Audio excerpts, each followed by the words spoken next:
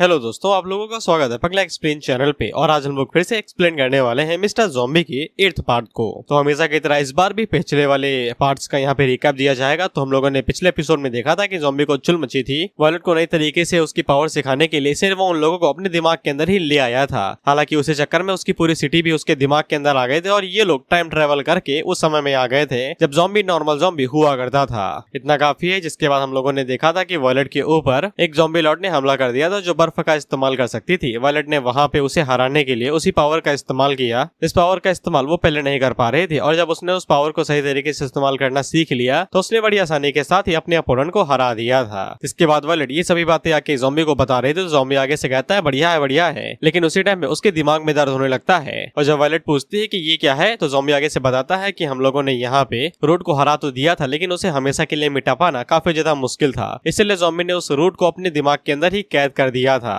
हालांकि वो मेमोरी भूल चुका था एमनीसिया की वजह से, और जब तक ज़ॉम्बी उस चीज को दोबारा रिकॉल या फिर याद नहीं करता है तो वो चीज दोबारा रिबॉर्न नहीं होगी, यानी कि रूट। लेकिन ज़ॉम्बी की वो जो सील थी वो हटने वाली थी। और यहीं पे हमारा एपिसोड खत्म हुआ था, इसलिए एपिसोड की शुरुआत में हम लोग डायरेक्ट नए चैप्टर से करेंगे। एपिसोड की शुरुआत डेड जोन की कोर से होती है जहाँ पे इंसान कभी भी पहुंच नहीं पाएंगे। लेकिन यहाँ तो सबसे पहले हालात इतने ज्यादा खराब है और ऊपर से बहुत ही ज्यादा क्रॉप्स टाइड रहती है, यानी कि ज़ॉम्बीज का झुंड। और इंसानों को डराने के लिए इतना काफी नहीं था तो फिर यहाँ पे कई सारे पावरफुल ज़ॉम्बी लॉर्ड भी थे। उन्हीं में से हम लोग एक लॉर्ड को देखते हैं जो कि दूर से एक ज़ॉम्बी के झुंड को देख रहा था और हमें आगे बताया जाता है कि बिना परमिशन की कोई भी क्रिएचर यहाँ पे घुस नहीं सकता है। लेकिन हम लोग आगो को देखते हैं जो कि अपने ज़ॉम्बीज को लेके एकदम मस्त चीयर लीडर्स की तरह उन्हें लीड करा रहा था, जैसे कि वो स्कूल का कोई टीचर हो उसके पीछे बच्चे खड़े हो। और वो बिल्कुल टीचर्स की तरह कहता है कि कोई भी इधर उधर नहीं भागेगा, कोई भी किसी चीज को छुएगा नहीं, कोई भी इधर उधर नहीं जाएगा, सब लोग साथ में रहेंगे और मुझसे चिपक के रहेंगे। पीछे से ज़ॉम्बी कहते हैं यस सर। पे ज़ॉम्बी के जो ज़ॉम्बीज थे वो दूसरे ज़ॉम्बीज को देखते हुए कहते हैं कि ये तो बिल्कुल हमारी तरह ही है, बिल्कुल कूल है, क्या ये हमारी तरह ही अंडे खाते होंगे? तो दूसरा ज़ॉम्बी से कहता है ऑफ कोर्स खाते होंगे। वहीं पे हम लोग डुआन को देखते हैं और इसे घंटा को समझ में नहीं आ रहा था कि ये ज़ॉम्बी भी है साले। इसके बाद वो अपनी नजरें फेरते और आसपास के ज़ॉम्बीज को देखते हैं जो ज़ॉम्बीज के ज़ॉम्बी नहीं थे और ये खूंखार थे, दरिंदे थे ये।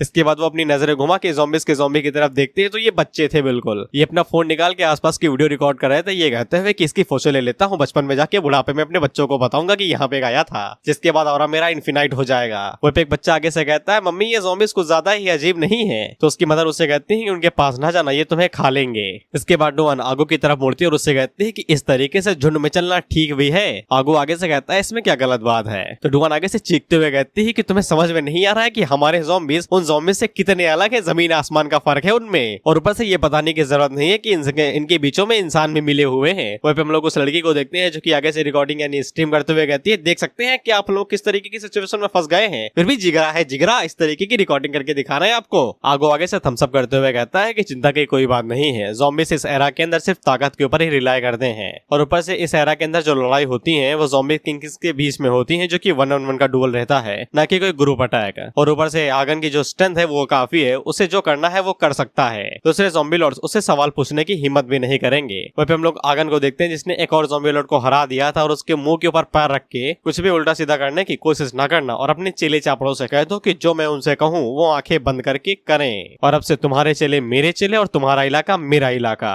बात तुम्हारे भेजे में घुसी। ज़ॉम्बी लड़ाई से कुछ भी नहीं कहता तो आगन उसका मुंह दबाते हुए कहता है घुसी की नहीं घुसी, दोबारा मुझसे ये ना कहलवाओ। तो ज़ॉम्बी लॉर्ड आगे से मुंह की आवाज में निकालते हुए कहता हाँ घुसी।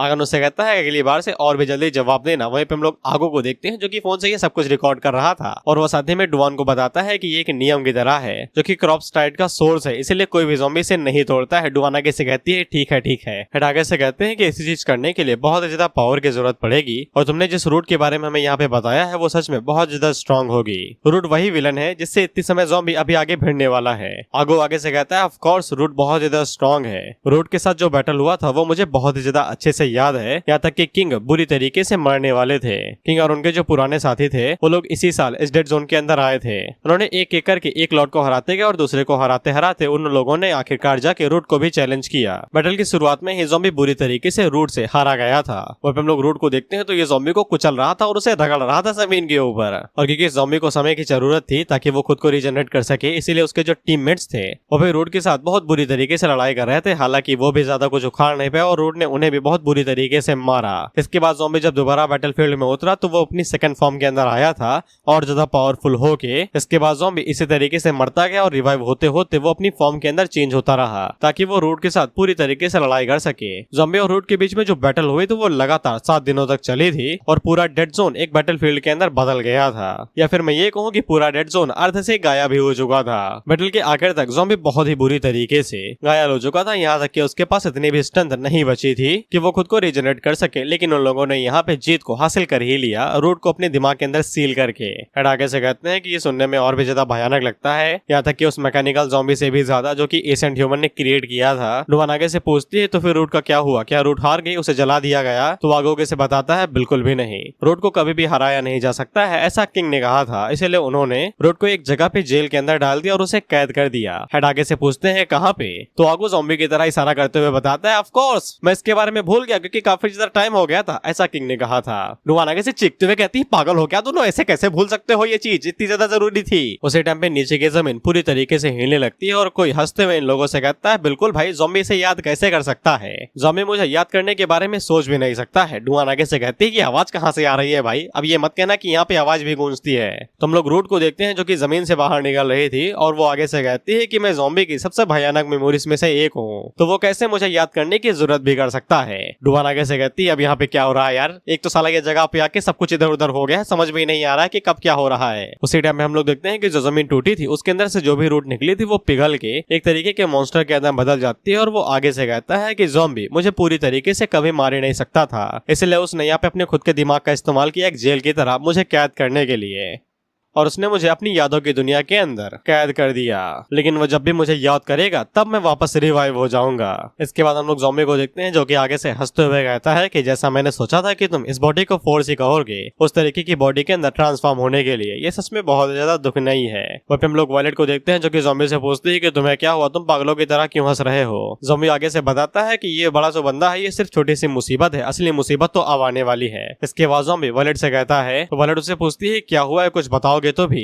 ज़ॉम्बी उससे कहता है कुछ खास नहीं, ये बहुत ज्यादा सिंपल चीज है, बस तुम लोगों को जितनी दूर हो सके उतनी दूर भागना है। वायलेट आगे से पूछती है कि इसका क्या मतलब है भाई, और वहीं पे हम लोग रूट को देखते हैं जो कि आगे से खुद को रिवाइव कर रही थी, और ज़ॉम्बी वायलेट से कहता है कुछ भी समझाने का समय नहीं है, बस जितनी दूर हो सके उतनी दूर भाग जाओ। तो वायलेट आगे से कहती है जैसा आप कहें मालिक। वहीं पे हम लोग रूट को देखते हैं जो कि ट्रांसफॉर्म होकर एक धुएं सा कुछ तो बदल जाता है, अब इसका चेहरा पूरी तरीके से दिखाया नहीं गया। इसके बाद वो उस बड़ी वाली बॉडी को छोड़ती है और धुएं के तरीके बाहर निकल के ज़ॉम्बी की तरफ आगे बढ़ते हुए कहती है कि हमें इस बड़ी बॉडी की जरूरत थोड़ी ना है खेलने फूलने के लिए, आ जाओ देखते हैं कि किसमें कितना दम है। और फिर हम लोग ज़ॉम्बी को देखते हैं जो कि वायलेट से कहता है भागो, वो यहाँ पे आने ही वाला है, और उसी टाइम पे रूट ज़ॉम्बी के ऊपर अटैक करती है तो वो उसकी पूरी बॉडी छीन ले जाती है, सिर्फ पीछे हाथ छोड़ती है। इसे तो वायलेट भी हैरान हो जाती है कि ये कैसी चीज है भाई जिसने ज़ॉम्बी के तक को नहीं छोड़ा। वहीं पर हम लोग रूट को देखते हैं ज़ॉम्बी को पकड़ते हुए ऊपर आसमान में ले जाती है और ज़ॉम्बी उसके ऊपर अटैक करते हुए कहता है आजा, जिसके बाद ये दोनों पूरी अर्थ के ऊपर धूम धड़ाम करते हुए एक दूसरे के ऊपर अटैक करने लगते हैं। वहीं पे वायलेट को भी समझ में आ जाता है कि ये वही मेमोरी है जिसके बारे में ज़ॉम्बी बता रहा था,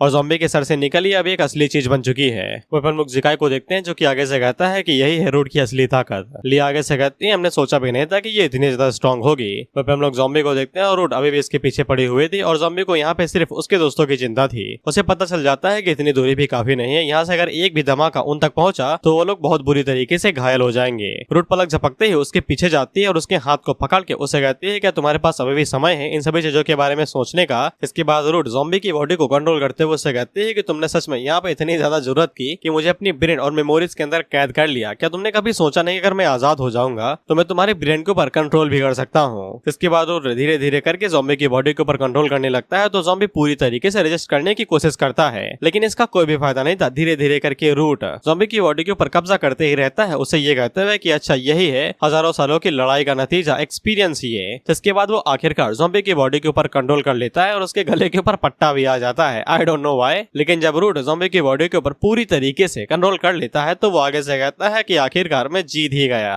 रूट जैसे ही ज़ॉम्बी की बॉडी के ऊपर कब्जा कर लेती है तो आसपास का पूरा एनवायरनमेंट ही बदल जाता है, यहाँ तक कि ऑरा चारों तरफ फैल चुका था। लिया को अभी भी पता नहीं चला था कि ज़ॉम्बी हार चुका है, इसीलिए वो आगे से कहती है बैटल लगता है खत्म हो गया और रूट पूरी तरीके से जा चुकी है कि ज़ॉम्बी सच में जीत गया। जिकाई आगे से कहता है कि वो एक नई फॉर्म के अंदर चेंज हुआ है जो मैंने फॉर्म कभी भी नहीं देखी, लेकिन ये उन सभी फॉर्म से सबसे ज्यादा स्ट्रॉन्गेस्ट है और सबसे ज्यादा डरावनी भी।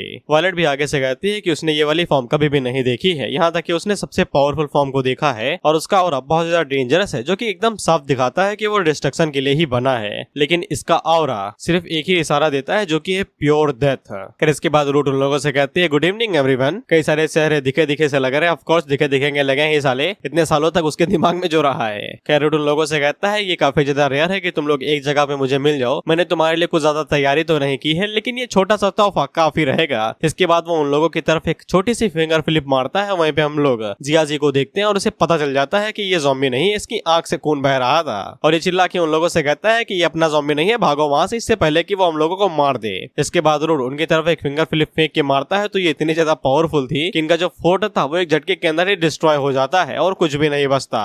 जिकाई आगे से कहता है हमारा फेवरेट किला चला गया, अब हम लोग क्या करेंगे, सिर्फ एक फिंगर फ्लिप के ही इतना ज्यादा पावर है। जिया जी आगे से कहता है कि इंसानियत का सबसे ताकतवर किला पलक झपकते ही गायब हो गया। वहीं पे हम लोग रूट को देखते हैं तो ज़ॉम्बी अभी भी रजिस्टर करने की कोशिश कर रहा था और वो अपनी बॉडी के ऊपर दोबारा कंट्रोल लेना चाहता था। रूट आगे से कहता है कोई शक नहीं है भाई, ज़ॉम्बी भैया काफी ज्यादा स्ट्रॉन्ग है, वो बिल्कुल भी यहाँ पे पूरी तरीके से डिवोवर नहीं होंगे। लेकिन रूट दोबारा बॉडी के ऊपर कंट्रोल करते हुए कहते हैं कि इतना ज्यादा रजिस्टर ना करो, मैं यहाँ पे कुछ भी बुरा नहीं करने वाला हूँ, बस इस दुनिया को डिस्ट्रॉय करने वाला हूँ जो सारी मेमोरीज से बना हुआ है और जिसके बाद ये पूरी तरीके से रियलिटी के अंदर चली जाएगी। उसी टाइम पे वायलेट रूट के पीछे से बाहर निकलती है और उसके ऊपर अटैक करते हुए कहती है कि ज़ॉम्बी उसकी बॉडी वापस दे दो।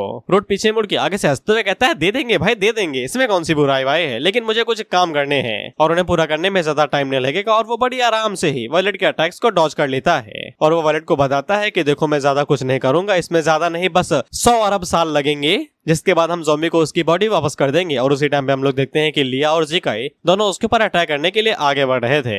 जिकाई अटैक करते हुए कहता है कि ज़ॉम्बी को वापस करो, मैंने अभी तक बॉस के साथ फाइट नहीं की है जिसे ज़ॉम्बी भी नहीं हरा पाया था, क्या तुम सीरियस भी हो? साला ये वही बॉस है जिसको ज़ॉम्बी भी नहीं हरा पाया था, उसी के साथ लड़ रहा है तू। लिया जिकाई से कहती है कि संभल के थोड़ा आराम से, ये बहुत ज्यादा स्ट्रॉन्ग और टेरिफाइंग है, एक पल के अंदर हमें मार सकता है, हमें किसी भी कीमत पे इसे रोकना ही पड़ेगा। रूट उन लोगों की तरफ देख के कहती है अच्छा तो ये ज़ॉम्बी के वही पाले हुए पिल्ले हैं जो कि ज़ॉम्बी को फॉलो करते थे। जिकाई की जो भी स्पीड थी बिजली या फिर जो भी रफ्तार हो उसकी, लेकिन रूट के सामने वो बस चाय कम पानी था और वो आसानी के साथ जिकाई के अटैक को डॉज कर लेता और पीछे मुड़ के लिया की तरफ फिंगर फ्लिक मारते हुए कहता है कि चलो मैं तुम लोगों का इस्तेमाल करता हूँ अपनी रीबर्थ को सेलिब्रेट करने के लिए। लिया आगे से पूरी ताकत से हमला करते हुए कहती है कि जिकाई ने इसे छू भी नहीं पाया, ये बच कैसे गया, कितना तेज है ये। इसके बाद वो आगे से अपनी पावर्स का इस्तेमाल करती है और ज़ॉम्बी की फिंगर फ्लिप जब उसके पावर के साथ टकराती है तो लिया की पावर फायर बैक हो जाती है और वो सीधा लिया की तरफ ही आगे बढ़ती है। लिया आगे से कहती है बहुत बुरे वाले लगे। उसी टाइम पे आगन आती है जो लिया को पकड़ के उसे के अटैक से बचाते हुए कहती है भागो यहाँ से, इससे पहले कि हम लोगों की चटनी बन जाए। फिर रूट की जो भी पावर थी उस वजह से वहाँ पे धमाके होने लगते हैं और रूट उन दोनों से कहता है अरे वाह तुम दोनों तो बड़ी ही ज्यादा ताकतवर हो, सर्वाइव भी कर गई, चलो मैं तुम्हें दोबारा एक फिंगर फ्लिप देता हूँ। उसी टाइम पे पीछे से जिकाई निकलता है जो दोबारा रूट के ऊपर अटैक करने की कोशिश करता है। रूट से कहता है यार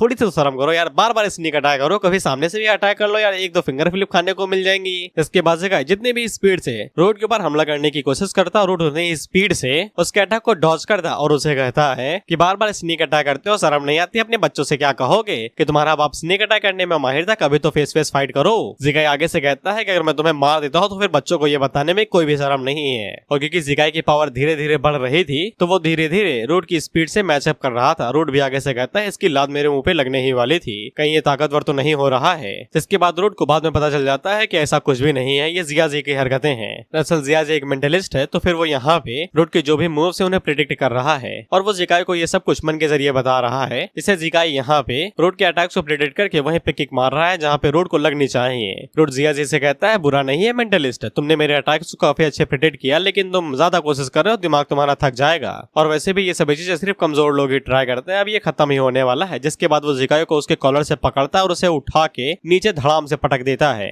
वह जिकाई पत्थर पे गिर के बेहोश हुआ ही था कि उसी टाइम पे रूट उसके मुंह के ऊपर पैर रखता है और उसे नीचे दबा देता है। इसके बाद रूट आगे से कहता है कि ये सिर्फ मेमोरीज के बने हुए शैडो है और कुछ भी नहीं, इन्हें मारने में जरा सा भी मजा नहीं आता है। उसी टाइम पे रूट को पता चलता है कि कोई साइड से आ रहा है। इसके बाद रूट यहाँ पे वायलेट की जो स्पेशल कंसंट्रेशन शील्ड बनी हुई थी, यानी कि छुपा हुआ अंधेरा, उसको तोड़ देता है और वायलेट को गले से पकड़ के उसे कहता है लेकिन तुम यहाँ पे एक रियल डील हो, तुमसे निपटना काफी ज्यादा टफ है। यहाँ तक वायलेट भी हैरान हो जाती है कि उसके कंसंट्रेशन को इतनी आसानी के साथ तोड़ दिया गया। वायलेट फिर भी यहाँ पे अपनी शॉट से अटैक करने की कोशिश करती है, लेकिन रूट उसकी शॉट को ही पकड़ लेता है और उसे कहता कहता है अरे तुम्हारे अंदर तो जियांगसी का ऑरा है, यानी कि ज़ॉम्बी का। क्या तुम उसके बनाए कोई टॉय वॉय हो क्या, या फिर कोई खिलौना। इसके बाद वो वॉलेट का गला पकड़ता है तो वॉलेट के मुंह से खून बाहर निकलने लगता है। वहीं पे सभी लोग बुरी तरीके से घायल और बेहोश हो चुके थे। जियाजी आगे से कहता है कि यहाँ पे ज़ॉम्बी को पूरी तरीके से कंट्रोल करने का यही मतलब है कि जीतने का कोई चांस ही नहीं है। उसी टाइम पे हम लोग जीलिंग को देखते हैं जो कि आगे से चिल्लाते हुए कहते हैं कि वॉलेट सिस्टर को छोड़ दो। रूट जैसे ही यहाँ पे जीलिंग की तरफ दिखता है तो वो उससे कहता है अरे मुझे तो तुम याद हो, वो भी पूरी तरीके से। इन सभी के बीच में अगर तुम्हें काफी अच्छा टाइम दिया जाए तैयारी करने का तो तुम इन सब में से सबसे ज्यादा डिस्ट्रक्टिव और पावरफुल हो सकती हो। पहले के टाइम में इन लोगों ने पूरी तरीके से फाइट की थी और जल्दबाजी में हमले सब इस्तेमाल कर लिए थे, लेकिन तुमने पूरा समय लिया था अपना अटैक तैयार करने के लिए। इसके बाद वो जीलिंग से कहता है कि चलो ठीक है, मैं तुम्हें मौका देता हूँ, ट्राई करना चाहोगी, शायद से तुम मुझे मार सको। तो फिर जीलिंग आगे से अपने हथियार को नीचे रखती है और वो आगे से कहती है जैसा तुमने कहा है वैसा ही करना, अपने शब्दों से पीछे न मुकरना। और वो आगे से कहती है कि ज़ॉम्बी ने जो अटैक यहाँ पे फोर्ट को डिस्ट्रॉय करने के लिए किया था वो खुद भी कर सकती है। इसके बाद जीलिंग वहाँ पे अपनी पावर्स को कंसंट्रेट करती है और धीरे धीरे करते करते वो वहाँ पे बहुत बड़ी एनर्जी का बॉल बना लेती है। रोटो से कहता है मजा आ गया, तुमने मुझे निराश नहीं किया बच्चे। इसके बाद जीलिंग आगे से उस अटैक का यूज करते हुए कहती है कि ये अटैक सच में सबको बचा सकता है। इसके बाद जीलिंग रोड की तरफ उस एनर्जी बॉल को थ्रो कर देती है। एनर्जी बॉल बिल्कुल प्लाज्मा बॉल की तरह था, उसके अंदर से इलेक्ट्रिसिटी भी जनरेट हो रही थी, लेकिन रोड के लिए ये कोई बड़ी बात नहीं थी। वो बस आगे से एक उंगली का इस्तेमाल करता है और पूरी प्लाज्मा बॉल को ही वहाँ पे रोक लेता है और आगे से कहता है कि ये थोड़ा सा और ज्यादा शक्तिशाली हो सकता था। इसके बाद हम लोगों को यहाँ पे जीलिंग की बैक स्टोरी दिखाई जाती है, जहाँ पे हम लोग देखते हैं कि सभी लोग जीलिंग को मॉन्स्टर के बुला रहे थे और उसे कह रहे थे कि अगर तुम यहाँ पे अपनी पावर को कंट्रोल नहीं कर सकती हो तो फिर तुम एक पूरी तरीके से कचड़ा हो जो इंस्टीट्यूट के खाने और उसके पैसे के ऊपर बर्बादी कर रही हो, तुम्हें यहाँ से चले जाना चाहिए। एक बंदा आगे से बताता है कि कल रात इसने एक दुआली तोड़ दी थी और मेरे रूम के ऊपर इसने मेरे ऊपर अटैक कर दिया था, ये मुझे मारने की कोशिश कर रही थी। इसके बाद में पता चलता है कि जीलिंग के पास जो उसकी पावर्स आई हैं वो उसकी मदर की वजह से आई हैं। जब उसकी मदर प्रेग्नेंट थी तब एक ज़ॉम्बी ने उन्हें काट लिया था, लेकिन इसके बावजूद उन्होंने जीलिंग को जन्म दे दिया, जिसकी वजह से जीलिंग के पास उसकी मेंटल पावर है और सभी लोग यहाँ पे उसे मॉन्स्टर कहते हैं जो अपनी मेंटल पावर को कंट्रोल नहीं कर सकती। इसके बाद यहाँ पे सभी लोग जीलिंग की मदर को कहने लगते हैं कि ये तुम्हारा वार्ड है वगैरह वगैरह। वहाँ पे एक बंदा जीलिंग से कहता है अगर तुमने कुछ और किया तो फिर तुम्हें एसोसिएशन एग्जीक्यूट कर दिया जाएगा जैसा तुम्हारी मदर को किया था। जीलिंग आगे से कहती है ठीक है अब से मैं कुछ भी नहीं करूंगी, लेकिन ये लोग अभी भी यहाँ पे जीलिंग को जाने नहीं देना चाहते थे। ये लोग कचड़े का डिब्बा उठाते हैं और उसके ऊपर डालने लगते हैं। ये कहते हैं इसे सबक सिखाओ। इतना काफी नहीं तो हाथापाई पे भी उतर आते हैं और उसे यहाँ पे मारने की कोशिश करने लगते हैं। फिर में जीलिंग के हाथों में एक टॉय को भी देखते हैं जो कि आगे से यही कह रहा था कि ना करो भाई, ऐसा ना करो। इसके बाद जीलिंग आगे से अपनी मेंटल पावर का इस्तेमाल करने लगती है जो आउट ऑफ कंट्रोल था और वो सीओ से इनके बगल से होते हुए एक दीवार पे जा लगती है जो टूट जाती है। एक सेकंड के लिए इनकी फट तो जाती है, लेकिन ये बाद में जीलिंग के ऊपर ही दोबारा हावी हो जाते हैं, ये कहते हुए कि इसे मार दो। जीलिंग को भी यही लगता है कि वो अपनी पावर्स को कंट्रोल नहीं कर पाती है, तो वो सिर्फ एक मॉन्स्टर है जो कि सिर्फ डिस्ट्रक्शन कर सकती है और उसने ये बार बार किया है। और जीलिंग हमेशा से यही चाहते थे कि उसके पास ये पावर ना हो, उसके जैसे मॉन्स्टर के होने से अच्छा वो कभी पैदा ही ना हुई होती। इसीलिए जीलिंग यहाँ पे अपनी पूरी ताकत का इस्तेमाल करने वाली है ताकि वो जाते जाते अपनी पावर्स का कुछ अच्छा भला इस्तेमाल कर सके। इसीलिए वो अपनी पूरी मेंटल पावर को अनलीश करती है, यहाँ तक कि अपनी लाइफ फ्यूल को भी इस्तेमाल करने लगती है ताकत वो और ज्यादा स्ट्रॉन्ग बनाने के लिए। इससे वो प्लाज्मा बॉल और भी ज्यादा स्ट्रॉन्ग होने लगता है। जियाजी जीलिंग से कहता भी है कि इतनी ज्यादा जरूरत नहीं है, लेकिन जीलिंग आगे से कहती है कि उसे ये करना ही पड़ेगा ताकि वो इस मॉन्स्टर का खात्मा कर सके। लेकिन हम लोग रूट को देखते हैं जो कि आगे से कहता है तुम्हें सच में लगता है कि तुम इसके तरीके से मुझे हरा भी पाओगी? तुम भले इसके साथ इस दुनिया को तबाह कर दो, लेकिन मेरे साथ नहीं, ये मेरे सामने कुछ भी नहीं काम आएगा। तो जीलिंग और ज्यादा पावर का इस्तेमाल करते हुए कहती है कि मैं तुम्हारे चेहरे से पूरी तरीके से मुस्कान ही मिटा दूंगी। तो प्लाज्मा की एनर्जी और ज्यादा बढ़ती जाती है, यहाँ तक कि रूट भी पीछे खिसकने लगता है। आगन आगे से कहती है कि तुमने देखा वो यहाँ पे अभी तक रूट को भी पूरी तरीके से सप्रेस करे दे रही है। क्या हम लोग सच में यहाँ पे जी सकते हैं जीलिंग की मदद से? लेकिन हम लोग भाई रूट को देखते हैं। रूट ज़ॉम्बी की बॉडी के ऊपर कब्जा कर ले, तुम्हें लगता है कि वो प्लाज्मा बॉल को नहीं रोक पाएगा? रूट आगे से कहता है कि तुम पहले से ज्यादा स्ट्रॉन्ग हो गई, यहाँ तक कि प्लाज्मा भी बहुत ज्यादा स्ट्रॉन्ग हो गया है, तो फिर मैं भी थोड़ा सा सीरियस हो जाता हूँ। जिसके बाद वो एक की जगह पे 2 फिंगर्स का इस्तेमाल करता है और वो बड़ी आसानी के साथ ही प्लाज्मा बॉल को धीरे धीरे करके पुश करने लगता है। इसके बाद दोबारा अपने चेहरे पर वही स्माइल लाता है जो हमेशा लाता है। इससे तो जीलिंग भी हैरान हो जाती है और रूट उसे कहता है काफी ज्यादा अजीब बात है, तुम यहाँ पे अपनी बॉडी और फ्लैश का इस्तेमाल कर रही हो खुद को मेंटल पावर के अंदर चेंज करने के लिए, ताकि जितना ज्यादा हो सके उतना पावरफुल अटैक कर सको। क्या तुम सच में अपनी जिंदगी को इस तरीके से रिस्क में लड़ना चाहोगी? लेकिन मैं तुम्हें बता दूं कि हमारे बीच में जो पावर गैप है वो बहुत ही ज्यादा बड़ा है। तुम्हारी ये जो पूरी मेहनत है ये पूरी तरीके से वेस्ट जाने वाली है। जीलिंग अपने मन के अंदर यही सोचती है कि वो यहाँ पे बिल्कुल भी हार नहीं सकती है, नहीं सभी लोग यहाँ पे मारे जाएंगे। इसके बाद वो सभी लोगों को याद करती है कि हर कोई उसे बहुत ज्यादा अच्छा था। जो लोग उसे बुली किया करते थे, जिकाई उसे पूछता था इसकी हड्डी तोड़ दो क्या सालों की, कहो तो उनके पैर वैर बांध के इन्हें जिंदा गाड़ दो जमीन में। और कोई जीलिंग से बहुत ज्यादा अच्छा था, सभी उसे फैमिली की तरह ही ट्रीट करते थे। इसलिए जीलिंग यहाँ पे एक आखिरी बार उन लोगों के लिए मदद करना चाहती है और एक बार उन्हें प्रोटेक्ट करना चाहती थी खुद से। लेकिन उसकी मेंटल पावर भी अब खत्म होने लगती है और वो आगे से कहता है, हाँ थोड़ा समय के लिए ही मजा आया था, लेकिन अब ये मजा भी जाने वाला है। लेकिन उस टाइम उसे पता चलता है कि मजा कम नहीं हुआ और ज्यादा बढ़ने वाला है, क्योंकि हम लोग देखते हैं कि वहाँ पे आग आ चुका था जो कि जीलिंग की पावर का इस्तेमाल करते हुए उसके अंदर और ज्यादा एनर्जी डालता है और जीलिंग से कहता है कि इतनी जल्दी गिव अप ना करो। वहाँ पे आगो के आ जाने की वजह से पावर और ज्यादा बढ़ जाती है, जिसकी वजह से रोड बेस प्लाज्मा बॉल को रोक नहीं पाता और वो धड़ाम से दूर जाके गिरता है और वहाँ पे तगड़ा धमाका होता है। इसके बाद जीलिंग पूरी तरीके से थक जाती है और उसकी बॉडी भी डिकम्पोज होने लगती है और वो आगो से पूछती है कि तुम्हारा अटैक मेरी तरीके है, तुम कौन हो। इसके बाद हमें ये भी पता चलता है कि आगो असल में वही डॉल हुआ करता था जो जीलिंग के पास में हुआ करती थी और मुझे नहीं पता था कि ये ज़ॉम्बी है या नहीं, कि ये डॉल से ही आगो के अंदर चेंज हुआ है और जीलिंग ने अपने हाथों से ही यहाँ पे आगो को बनाया था और उसने ही आगो को उसका नाम दिया था, ये कहते हुए कि अब से हम लोग यहाँ पे हर किसी को प्रोटेक्ट करेंगे। और आगो जीलिंग से कहता है कि तुम्हें वो एक हो जो अपना सब कुछ जला देती है सिर्फ दूसरों को प्रोटेक्ट करने के लिए। इसके बाद वहाँ पे डुआन और हेड आते हैं और डुआन आगे से कहती है आगो पहले इतना क्यूट हुआ करता था, ये दानव में कैसे बदल गया। तो असल में जो जीलिंग के हाथों में ये डॉल है, ये डॉल असल में एक कपड़ा ही है, कुछ खास नहीं, ये आगन नहीं है। दरअसल जो जीलिंग है वो अपना आगन है। माँ कसम भाई इसमें जेंडर में इतना कंफ्यूज हो जितना मैं आज तक किसी चीज में नहीं हुआ। खैर इसके बाद वहाँ पे आगन आता है जो कि बताता है कि फाइनल बैटल के दौरान में जीलिंग ने अपनी पूरी बॉडी को जला दिया था, उसकी फिजिकल बॉडी बची ही नहीं थी। मल्लाह ज़ॉम्बी की मदद से तो वो अपनी बॉडी को हल्का फुल्का बचा पाए और अपनी स्पिरिचुअल पावर को खुद की डॉल के अंदर बदल दिया।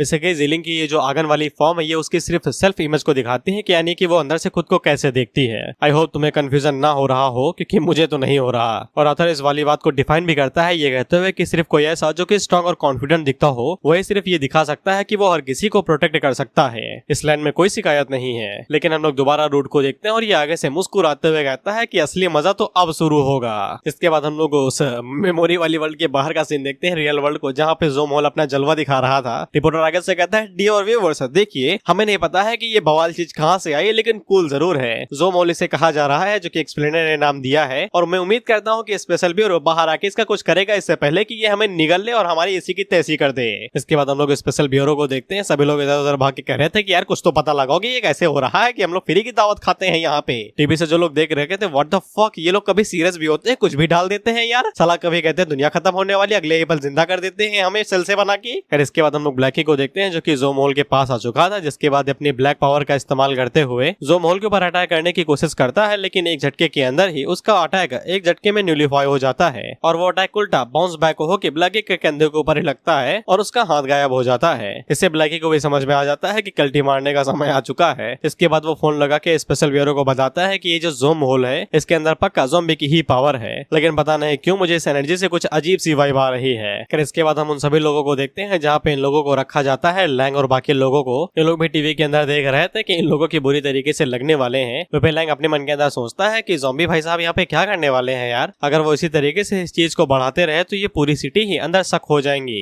इसके बाद हम लोग आजू को देखते हैं जो कि आगे से चिल्लाते हुए कहता है कि तुम्हें समझ में नहीं आ रहा है क्या कि इस ह्यूमैनिटी को डिस्ट्रॉय करना चाहते हैं। जिसके बाद अपना चैन से बाहर निकालता है और उसे हिलाते हुए कहता है कि मुझे बाहर निकालो, मैं भी 2-3 लोगों को मारना चाहता हूँ। लेकिन आगे से कहता है साले बाहर निकला तो मुंह तोड़ दूंगा तेरा। जिसके बाद वो जाली के ऊपर लात मारते हुए कहता है कि बाहर ना ही हो। अब इसके बाद हम लोग उसी लड़की को देखते हैं जिसको इन लोगों ने पकड़ के रखा हुआ था। मैं भी इसका नाम भूल चुका हूँ तो सॉरी। और ये अपने मन के अंदर सोचते हैं कि वो दिन आखिर गया, अब दुनिया यहाँ पे खत्म होने वाली है। लॉर्ड सेंजो की प्रोफेसी यहाँ पे बुरी तरीके से सच होने वाली है। अगर वो लोग यहाँ पे ज़ॉम्बी को नहीं मार पाते हैं तो फिर दुनिया पूरी तरीके से खत्म हो जाएगी और उसके अंदर कोई तो पैदा होगा जिसके बाद ये पूरी यूनिवर्स ही यहाँ पे एंड हो जाएगी और सब कुछ राख बन जाएगा। फिर इसके बाद हम सभी लोगों को देखते हैं और ये सभी एक साथ आते हैं रूट को रोकने के लिए। फिर रूट आगे से और ज्यादा एनर्जी को रिलीज करता है और इन लोगों से हंसते हुए कहता है कि आखिरकार तुम लोग इस रियल वर्ल्ड के अंदर आ ही गए। तो आगन आगो से कहता है कि जैसा कि हम लोगों ने सोचा था कि अगर यहाँ पे रूट इस मेमोरी वर्ल्ड को पूरी तरीके से डिस्ट्रॉय कर देता है तो ये पक्का रियलिटी के अंदर आ जाएगा। तो फिर आगन सबसे पहले जीलिंग को नीचे रखता है और आगन से कहता है कि चिंता ना करो, मैं उसे ऐसा नहीं करने दूंगा। इसके बाद वो जिया जी की तरफ देखता है और उसे कहता है कि तुम इसका ख्याल रखना।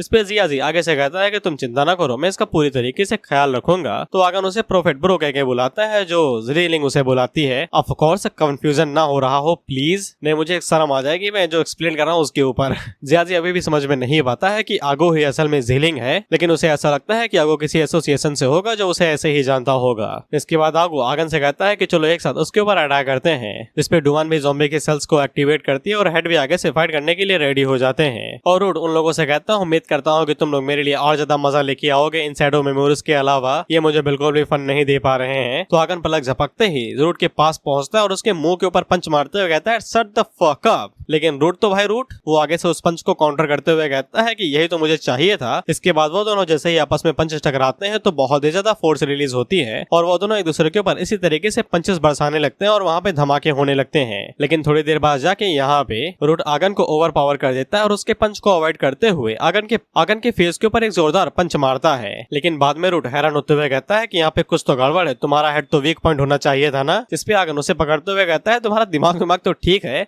जब तुम्हें पता होता है कि वीक पॉइंट एक जगह पे दिख सकता है तो उसे वहाँ पे सामने क्यों रखा जाए जहाँ पे इजिली उसे टारगेट किया जा सके। लेकिन रूट काफी ज्यादा तेज था, इसीलिए वो आगन के हाथों से बच के निकल जाता है और आगे से हंसते हुए कहता है कि सच में मजेदार है यार। अब ज़ॉम्बी ने जिन्हें पाला है, कल्टीवेट करवाया है, उनसे इतनी तो उम्मीद की ही जा सकती है, लेकिन तब तुम क्या करोगे जब मैं तुम्हारी पूरी बॉडी को ही स्मैश कर दूंगा। खैर वो जब वो हवा में उड़ ही रहा था उसी टाइम पे वहाँ पे ढुआन आती है मशीन गन लेके और वो उसके मुंह के ऊपर मशीन गन मुंह के ऊपर चलाते हुए कहती है कि मैं तुम्हारा चेहरे पहले स्मैश करूंगी। लेकिन रूट वो ढुआन के भी अटैक को इजिली डॉज कर लेता है और आगे से हंसते हुए कहता है, ब्लू फायर जो कि यहाँ पे गन को चला रही है, मुझे ये पसंद आया। इसके बाद वो मशीन गन को पकड़ता है और उसे गोल गोल घुमाते हुए ढुआन से कहता है, चलो मुझे ये चीज दे दो, मैं तुमसे मांगता हूँ, मुझे ये बहुत ज्यादा पसंद आई है। इसके बाद वो मशीन गन को ढुआन से छीन लेता है और उसे हवा में फेंक देता है, जाओ गिरो जाके जहाँ गिरना है, मुझे फर्क नहीं पड़ता। भला वो हेड का जो उड़ते हुए आते हैं और वो ढुआन को पकड़ लेते हैं। तो रूट हेड की तरफ मुड़ता है और उनसे कहता है, वाह तुम भी यहाँ पे धमाकेदार चीज लेके आए हो। तो हेड उसे कहते हैं कि तुम्हें ये गोला बारूद पसंद है ना, लो मैं तुम्हें देता हूँ गोला बारूद। जिसके बाद वो आगे से एक एनर्जी ब्लास्ट करते हैं जो सीधा जाके उस रूट के ऊपर ही गिरता है धड़ाम से। लेकिन रूट आगे से उस एनर्जी ब्लास्ट को साइड में करते हुए कहता है, बुरा नहीं है, बुरा नहीं है, पावर बिल्कुल उसी लड़की के बराबर की है, लेकिन फिर भी ये मेरे लिए यूजलेस है, इन सभी चीजों का मेरे ऊपर अब कोई इस्तेमाल नहीं होता है। उसी टाइम पे आगो अपने हाथों को जोड़ता है और अंदर एनर्जी रिलीज करते हुए जड़ के ऊपर धड़ाम से अपना घुसा दे मारता है, ये कहते हुए कि ये खत्म नहीं हुआ है। वहीं पे उस धमाके की वजह से तगड़े धमाके होते हैं और जमीन फट जाती है। लेकिन बाद में आगो को समझ में आ जाता है कि ये कुछ ज्यादा ही गड़बड़ है, जिसके बाद जड़ बाहर निकलती है और आगो के पेट के ऊपर एक बहुत ज्यादा जोर का घूंसा मारती है और आगे से हंसते हुए कहते हैं कि मजा लगातार बढ़ते हुए जा रहा है और सभी लोग और ज्यादा एक्साइटेड हो रहे हैं। जिसके बाद वो दोबारा आगो के मुंह के ऊपर धड़ाम से घूंसा मारता है, जिससे वो उड़ते हुए दूर जाके गिरता है। फिर आगे से कहते हैं कि इन दरिंदों के अटैक उसके ऊपर काम नहीं आ रहे, हमारे कैसे आएंगे। ढुआन आगे से कहती है कि ज़ॉम्बी की बॉडी है भाई, कैसे काम नहीं आएगी, ऐसे मोटे छोटे अटैक कहाँ उसके ऊपर कुछ असर डालेंगे। इसके बाद हम लोग रूट को दोबारा देखते हैं और वो आगन के ऊपर से किक मारने की कोशिश करता है, लेकिन आगन उसके पैर को ही पकड़ लेता है। लेकिन उसकी किक का फोर्स काफी था, इसीलिए आगन के ऊपर की बॉडी सैटर हो जाती है। लेकिन आगन ने सक्सेसफुली यहाँ पे रूट को पकड़ ही लिया था। तो रूट आगे से हंसते हुए कहता है कि तुमने मुझे पकड़ लिया, इसका क्या मतलब है, क्या तुम करने वाले हो उस गंदी सी बॉडी के साथ में। लेकिन जब ये हंस रहा था तो फिर इसकी हंसी एक झटके के अंदर ही गायब हो जाती है, क्योंकि आगन ने अपनी आंखें खोल ली थी। इसके बाद वो अपनी बॉडी को यहाँ पे अलग करने लगती है और अपनी एबिलिटी का यूज करते हुए अपनी बॉडी को एक बड़ा सा हाथ बना लेती है और आगन को रूट को उसी के अंदर कैद कर लेती है और बाहर निकल के रूट से कहती है, जैसा कि मैंने कहा कि मैंने तुम्हें पकड़ लिया। इसके बाद हम लोग आगो को देखते हैं जो कि आगे से कहता है कि तुमने काफी अच्छा काम किया। इसके बाद आगो यहाँ पे अपनी पूरी एबिलिटी को एक झटके के अंदर अनलिस्ट करता है और अपनी एनर्जी को पूरी तरीके से फोकस करके धड़ाम से आगन के उन हाथों के अंदर दे मारता है जहाँ पे रूट कैद था। और ये एनर्जी ब्लास्ट कुछ ज्यादा ही था, ये आसमान को चीर के स्पेस के अंदर निकल जाता है। इसके अगले सीन में हम लोग देखते हैं कि वो हाथ पूरी तरीके से डिस्ट्रॉय हो गया, तो वहीं पे रूट भी बहुत बुरी तरीके से घायल हो गया था। रूट भी हैरान होकर कहता है कि क्या मैं इंजर्ड हूँ, ऐसा हो सकता है क्या ज़ॉम्बी की फिजिकल बॉडी उतनी ज्यादा यूजफुल नहीं जितने मैंने सोचा था। वहीं हम लोग आगन को देखते हैं जो कि आगे से कहता है कि ये काम कर रहा है, कुछ अटैक्स के अंदर ही हम लोग उसे पूरी तरीके से डिस्ट्रॉय कर सकते हैं। इसके बाद वो आगन से कहता है कि तुम मेरी मदद करोगे ना। तो आगन आगे से कहता है, ऑफ कोर्स, कोई भी दिक्कत नहीं है, मैं उसे अभी भी यहाँ पे होल्ड कर सकता हूँ। तो रूट आगे से कहता है कि तुम मुझे यहाँ पे रोक के रखोगे, मैं यहाँ पे सभी ज़ॉम्बीज की जड़ हूँ और तुम सिर्फ ज़ॉम्बीज के अवशेष हो, इसको ज़ॉम्बी से ताकत मिली है। तुम्हें क्या लगता है कि तुम मुझे रोक भी पाओगे, लेकिन तुम लोगों ने मुझे बस एक चीज दिला दी है, वो है गुस्सा, और भी बहुत बुरी तरीके से। जिसके बाद वो पूरी तरीके से वहाँ पे ट्रांसफॉर्म होता है और अपनी एनर्जी को बहुत ही ज्यादा जोरों शोरों से रिलीज करने लगता है और आगे से कहता है कि यहाँ पे चले आओ, गन्ने का जूस बड़ा गिलास 20 रुपए में। वो यही चीज कहता है, बस दूसरे शब्दों में ज़ॉम्बीज को बुलाने के लिए। ढुआन आगे से कहती है कि ये भूकंप कहाँ पे आ रहा है, गन्ने के जूस की वजह से। तो आगन आगू से कहता है कि ऐसा लगता है कि हमें अब थोड़ी और ज्यादा मेहनत करनी पड़ेगी। तो आगू से कहता है कोई दिक्कत नहीं, हम लोग कर लेंगे। और इसी बीच हम लोग उन लोगों को देखते हैं जो कि अभी यहाँ पे हार खा के पड़े हुए थे, ये बस यहाँ पे बस मरने के लिए रेडी थे। आई ज़ॉम्बी उस डीमन लॉर्ड से कहता है कि बॉस वहाँ पे फाइट कर रहे हैं, क्या हम लोग इस तरीके से यहाँ पे छुपे हैं, कोई दिक्कत तो नहीं है। इस पे मास्क का ज़ॉम्बी आगे से कहता है कि तुम्हें दिखाई नहीं देता है और आगे से सिगरेट फूक रहा था। तो आई ज़ॉम्बी उससे कहता है कि कुछ तो बताओ कि हमें क्या करना चाहिए। तो मास्क का ज़ॉम्बी आगे से सुट्टा फूकते हुए कहता है कि मैं तुम्हें यहाँ पे एक लाइफ लेसन देने वाला हूँ। जब तुम्हें कुछ भी समझ में आए तो सिर्फ छुप जाओ और कुछ ना करो। इस तरीके से तुम्हारी लाइफ और भी ज्यादा इजी हो जाएगी, समझी। पहले वो टकला वाला ज़ॉम्बी जो भी आया था और ये जो अभी आसमान में उड़ा, ये दोनों एक ही जैसे हैं, बस इन दोनों के रवैये में अंतर है। टकला वाला ज़ॉम्बी आगे से इंसानों से पूछता था मेरे दोस्त बनोगे, और ये बाल की दुकान आगे से कहता है इंसान मर जाओ सालो, तुम मेरे किसी काम के नहीं हो, कुत्ते हो तुम एक नंबर के, ये ऐसा कहता है। उन दोनों का ऑरा बस एक ही चीज से बिलोंग करता है, जो कि है हमारे लॉर्ड रूट। बस उनका जो एटीट्यूड है वो इंसानों के लिए बहुत ज्यादा अजीबोगरीब है, एक दूसरे से एकदम उलट पलट है। हम लोगों को मरने से पहले यहाँ पे सबको समझ में आएगा भी नहीं कि लॉर्ड परफाउंड क्या करना चाहते हैं, इसलिए हम लोगों को इन सभी चीजों के अंदर इन्वॉल्व नहीं होना चाहिए, नहीं तुम्हें पता भी नहीं चलेगा कि तुम मरे कैसे। तो आई ज़ॉम्बी आगे से चिल्लाते हुए कहती है तुम्हें दिखाई नहीं दे रहा है कि मेरी जो पावर है वो लॉर्ड मुझसे छीन रहे हैं, दोबारा ले रहे हैं, वो हम इसे कैसे अवॉइड कर सकते हैं। इस पे मास्क का ज़ॉम्बी आगे से कहता है इससे क्या फर्क पड़ता है, ये छोटा मोटा चीजें हैं, हर किसी के साथ यही हो रहा है यहाँ पे, बोलो ओहायो। इस पे ज़ॉम्बी आगे से कहता है कि तुम्हारा भी शुरू हो गया, वाओ। इसके बाद ये लोग यहाँ पे पूरी तरीके से पावर के अंदर बदल जाते हैं और रूट इन्हें वापस सोक करने लगता है। और मास्क का ज़ॉम्बी अभी भी सुट्टा फूकते हुए कहता है कि लॉर्ड हमें वापस मार रहे हैं, वो इस दुनिया को डिस्ट्रॉय करना चाहते हैं, इसलिए हम सिर्फ यहाँ पे मरने का इंतजार कर सकते हैं, चुपचाप लेटे रहो। और तुम्हें पता है कि सबसे कमाल की चीज क्या है कि हमारे साथ कई सारे लोग मरने वाले हैं, इसलिए चिंता करने की जरूरत नहीं है। इस पे वो आई ज़ॉम्बी आगे से रोते हुए कहती है कि ये है तुम्हारा वो लाइफ लेसन। इसके बाद ये लोग पावर के अंदर सोक हो जाते हैं और रोड इन्हें वापस अपने अंदर खींच लेता है। फिर इसके बाद हम लोग ज़िकाई को देखते हैं, जो कि आगे जिया से कहता है कि तुम इन दोनों को संभालो, मैं हीलिंग का काम तुम्हारे ऊपर छोड़ता हूँ, अभी तक यहाँ पे बैटल खत्म नहीं हुआ है। ज़िकाई आगे से कहता है तुम्हारा दिमाग तो ठीक है यार, मैं कोई हीलर वीलर थोड़ी ना हूँ, मेरी लिमिट यहाँ पे बस इन लोगों को जिंदा रखने की है, और तुम यहाँ पे ऐसे कैसे जा सकते हो, और वैसे भी हम लोग उनके साथ फाइट भी नहीं कर पाएंगे। तो ज़िकाई आगे से कहता है कि बस हम कुछ ट्राई करने की कोशिश करेंगे, लेकिन तभी इसकी नजर जिया जी के पीछे पड़ती है और ये जिया जी से कहता है साले पीछे देख अपने,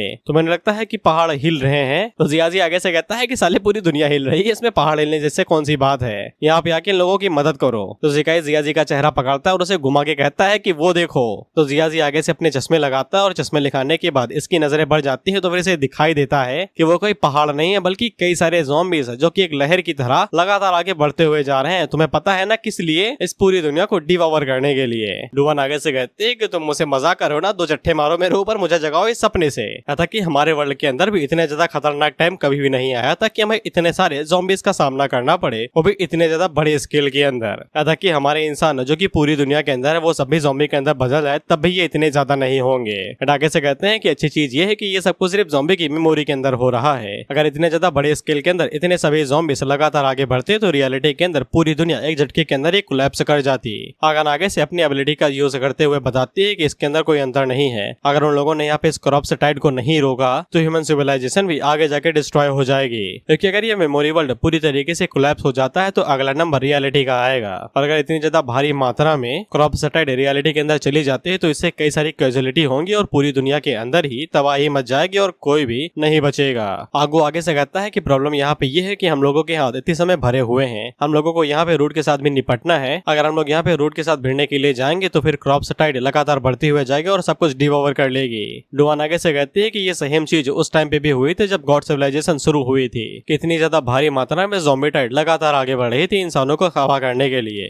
आगे से कहते हैं ठीक है, उसे समझ में आ गया कि उन लोगों का क्या मतलब है, वो दोनों जाके वहाँ पे जाके रूट को संभाले, और रही बात ज़ॉम्बी टाइड की तो उसको हम लोग रोक लेंगे। जिसके बाद वो अपने हाथ को अपने सीने के अंदर घुसाते हैं और वहाँ से उसी गॉन्गलेट को बाहर निकालते हैं जो एशिएंट ह्यूमन का था। डुवान आगे से कहती है कि ये तो एशिएंट ह्यूमन का मेका गॉन्गलेट है, आप इसका इस्तेमाल नहीं कर सकते, ये आपकी बॉडी को कंट्रोल कर लेता है और ये और भी ज्यादा कुछ खतरनाक हो सकता है, आप समझ रहे हैं। तो आगे से कहते हैं कि अब इससे कोई फर्क नहीं पड़ता है, अगर उन लोगों को यहाँ पे ज़ॉम्बी टाइड को रोकना है तो फिर उन लोगों को इस गॉन्गलेट का इस्तेमाल करना ही पड़ेगा। और वैसे भी जब यहाँ पे ज़ॉम्बीज़ को मारने की बात आती है तो उन दोनों के बीच में एक एग्रीमेंट हुआ है, यानी कि हेड और उस एशिएंट ह्यूमन के बीच में। इसके बाद है डुवान से पूछते हैं कि तुम साथ में आना चाहोगे, तो डुवान आगे से कहती है ऑफ कोर्स, ज़ॉम्बीज़ को मारने में किसे मजा नहीं आता है, ये मैं कह रहा हूँ, खासकर इन वालों को। ज़ॉम्बी वाले साइड तो प्यारे हैं बेचारे, देखते नहीं वो मेकअप लगाने के बाद कितने सुंदर बन जाते हैं, लेकिन जब डुवान अपने हाथों को देखती है तो वो खाली थे, इसीलिए वो आगन से कहती है कि क्या तुम मेरे लिए एक गन का इंतजाम कर सकते हो, सारे ने मेरी गन छीन ली, पता नहीं वो कहाँ पे गिरी होगी। तो आगन आगे से कहता है कोई दिक्कत नहीं है, मैंने तुम्हारे लिए पहले तैयारी करके रखी थी। जिसके बाद वो एक मशीन गन निकालती है और डुवान को दे देती है। डुवान आगे से कहती है दैट्स अ बेबी।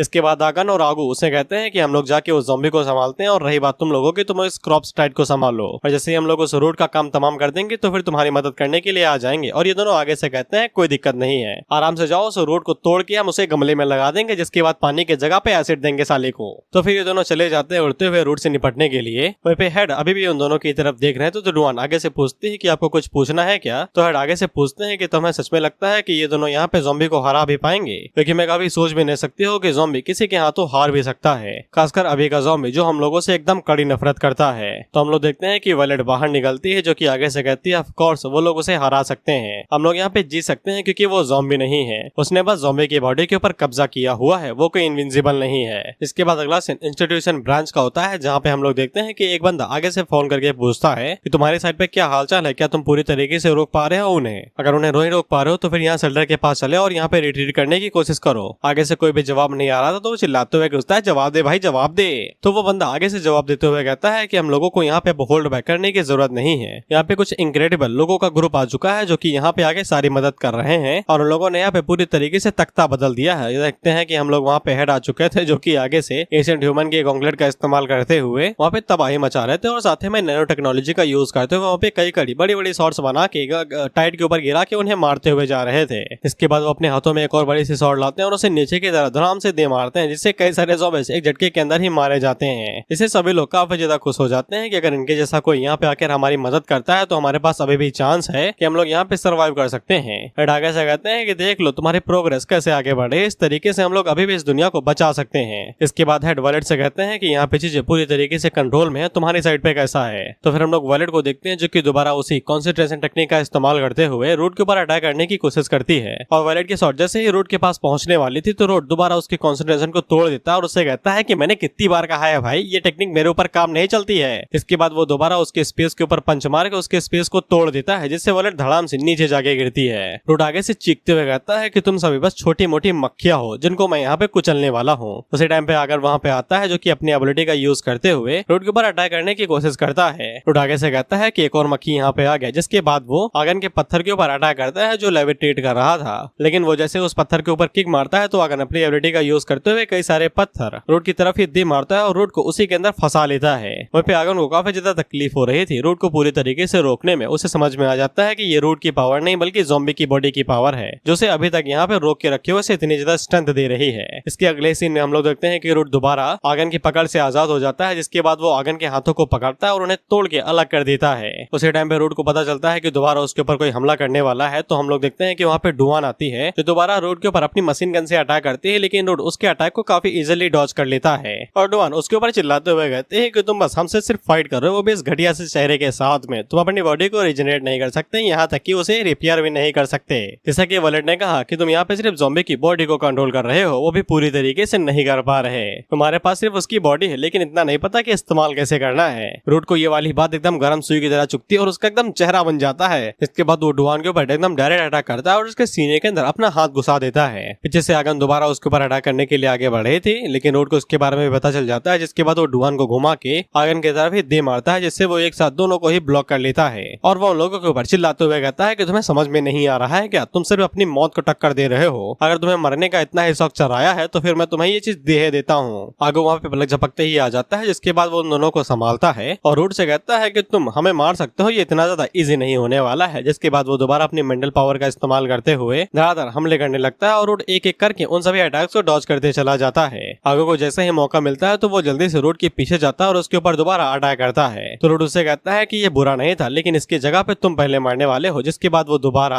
आगो के ऊपर अपने हाथ से अटैक करता है और फोर्स की वजह से आगो उड़ते हुए दूर चला जाता है और उसी टाइम में वहाँ पे दोबारा आगन आ जाती है, जो कि रूट के ऊपर दोबारा पीछे से अटैक करती है और वो भी और भी ज्यादा बड़े पत्थरों के साथ में। अब इसे रूट का दिमाग और ज्यादा खराब हो रहा था और वो आगे से चिल्लाते हुए कहता है कि तुम लोग सिर्फ आपस में ही बात कर रहे हो, तुम सब मेरे सामने बस छोटी मोटी तितलियां हो, तितलियां और कुछ भी नहीं। उसी टाइम पे हम लोग देखते हैं कि वॉलेट इस मौके का एकदम परफेक्ट फायदा उठाती है और वो सीधा रूट के ऊपर एक स्नीक अटैक करती है और उसकी गर्दन के ऊपर धड़ाम से अपना स्लैश दे मारती है। लेकिन वॉलेट के शॉट अभी भी यहाँ पे रूट की गर्दन तक नहीं पहुंच पाए थी और उसे समझ में आ जाता है कि इतनी ज्यादा फोर्स भी काफी नहीं है। इसके बाद रूट सीधा वॉलेट की आंखों में घूरता और उससे कहता है कि तुमने अपना चांस मिस कर दिया। इसके बाद रूट वहाँ पे अपनी पावर को रिलीज करता है और बहुत ही बड़ा धमाका होता है और उसकी जो पावर थी वो पूरी दुनिया के ऊपर ही कवर होने लगती है और ये लोग धड़ाम से नीचे जाके गिरते हैं। आगो आगे से कहता है कि ये बहुत ही ज्यादा टेरिफाइंग है, उसकी पावर हम लोगों से बहुत ही ज्यादा है, हम उसे ज्यादा देर तक रोक नहीं पाएंगे। पीछे से वॉलेट निकलती है जो कि आगे से कहती है कि हम उसे एक बार में खत्म नहीं कर सकते हैं, लेकिन एक एक करके जरूर खत्म कर सकते हैं। इसके बाद वो आगे से वहाँ पे रूट का हाथ दिखाती है और बताती है कि वो तो सीधा उसके सर को ही लेना चाहती थी, लेकिन वो मिस हो गया तो वो उसके हाथ को ले आई।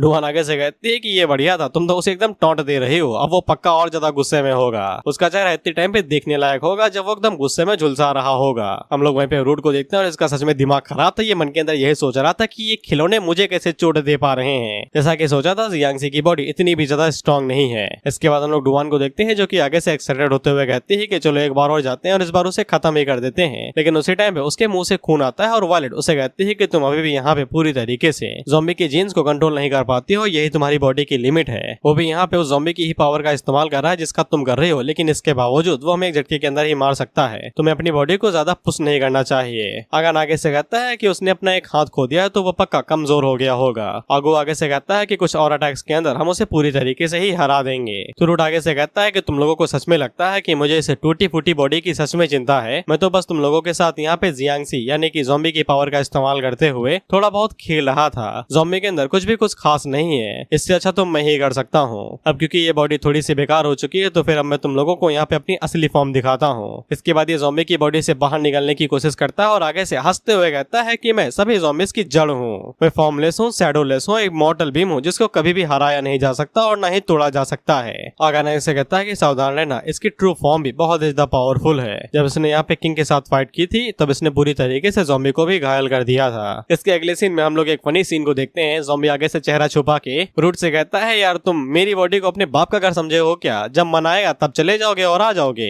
ऐसे थोड़ी ना जा सकते हो, ये तो रूड होता है। अब इसे रूट की फटी और वो आगे से कहता है कि ये तो ज़ॉम्बी की आवाज है। जिसके बाद ज़ॉम्बी अपनी बॉडी से 2 हाथ रीजनरेट करता है और रूट को पकड़ के उसे कहता है कि तुम्हारे लिए एक आर्म टूट गया था ना, मैं तुम्हें 2 दिए देता हूँ, वापस आ जाओ, छोड़ के ना जाओ मुझे। रूट आगे से घबराते हुए कहता है कि ये कुछ ज्यादा रेयर हो रहा है भाई, मैं जा रहा हूँ बाहर खेलने, हम लोग बाहर मजे करते हैं। ज़ॉम्बी उसे पकड़ के कहता है, बाबू ना जाओ, मेरी बॉडी के अंदर आ जाओ, खेलते हैं हम लोग ना बॉडी के अंदर। इसके बाद वो रूट को पकड़ता है और बॉडी के अंदर दोबारा डाल लेता है। और अगले सीन में हम लोग रूट को देखते हैं और इसके चेहरे के रंग उड़ चुके थे क्योंकि अब ये ज़ॉम्बी की बॉडी से बाहर नहीं जा पा रहा था। इसके लग गए वो भी बहुत बुरे वाले।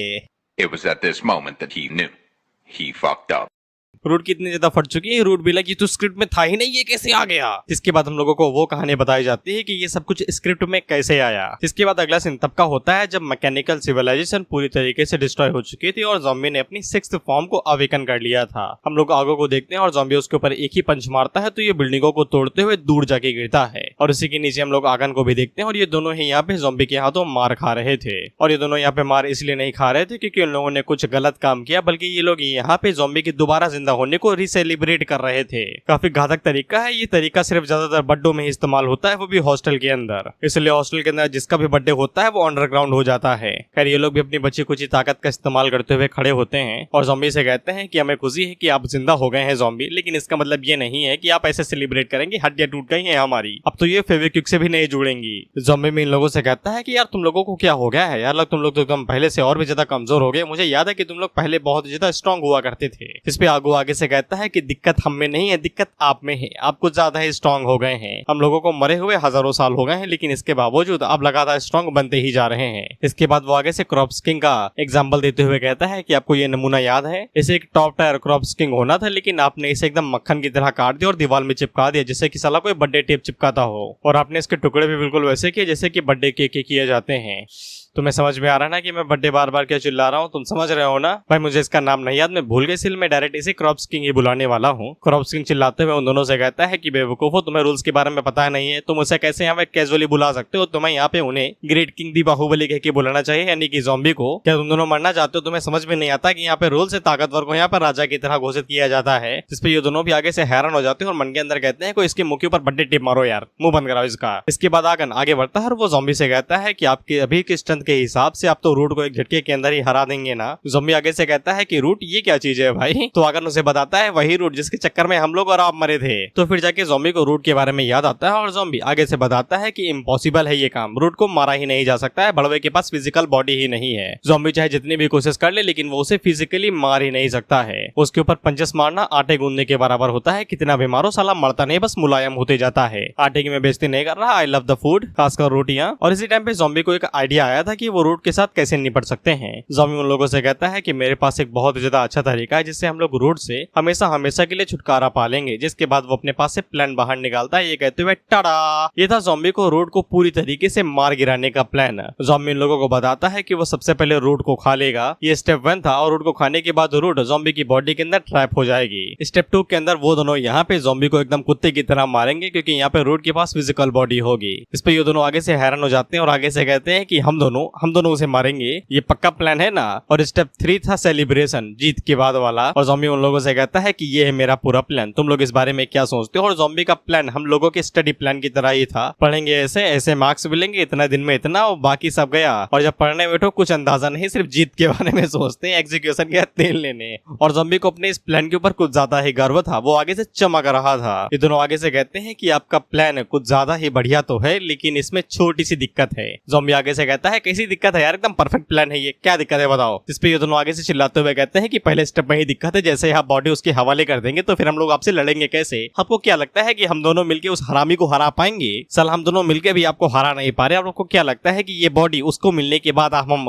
आपको हरा पाएंगे? इस पे ज़ॉम्बी को समझ में आ जाता है कि उसके प्लान के अंदर दिक्कतें ही दिक्कतें हैं। वो आगे से कहता है कोई बात नहीं है, वैसे भी उसे याद थोड़ी ना है कि उसने रूट को कहाँ पे सील किया है। इसके बाद वो प्लान को फेंकते हुए कहता है कि कोई बात नहीं, हमारे पास बहुत ज्यादा टाइम है, तब तक मैं तुम्हें आराम से ट्रेन कर दूंगा। और यहीं से ये सबकी शुरुआत हुई थी कि ज़ॉम्बी अपनी बॉडी को रूट के हवाले कर देगा। इसके बाद सीन सीधा प्रेजेंट पे आ जाता है, जहाँ पे ये दोनों आगे से कहते हैं किंग, जब आपने कहा था कि आप हमें रूट के लिए ट्रेन करेंगे तो फिर आपका मतलब अब से तो नहीं था ना, क्योंकि तब से लेके आज तक आपने हमें कुछ भी नहीं सिखाया, हम खुद से ही ट्रेन होते आ रहे हैं, लेकिन इसके बावजूद हम इसे हरा नहीं पा रहे। इस पे ज़ॉम्बी उन लोगों से कहता है कि तुम लोग क्या सोच रहे हो भाई, एकदम सब कुछ एकदम प्लान के माफिक ही तो जा रहा है, एकदम सब कुछ एग्जैक्ट सेम जा रहा है। इस पे आगू आगे से चिल्लाते हुए कहता है कि तुम्हें ये सब कुछ पहले बताना चाहिए था ना, हजारों साल हो चुके हैं, कौन याद रखता है ये सब बातें।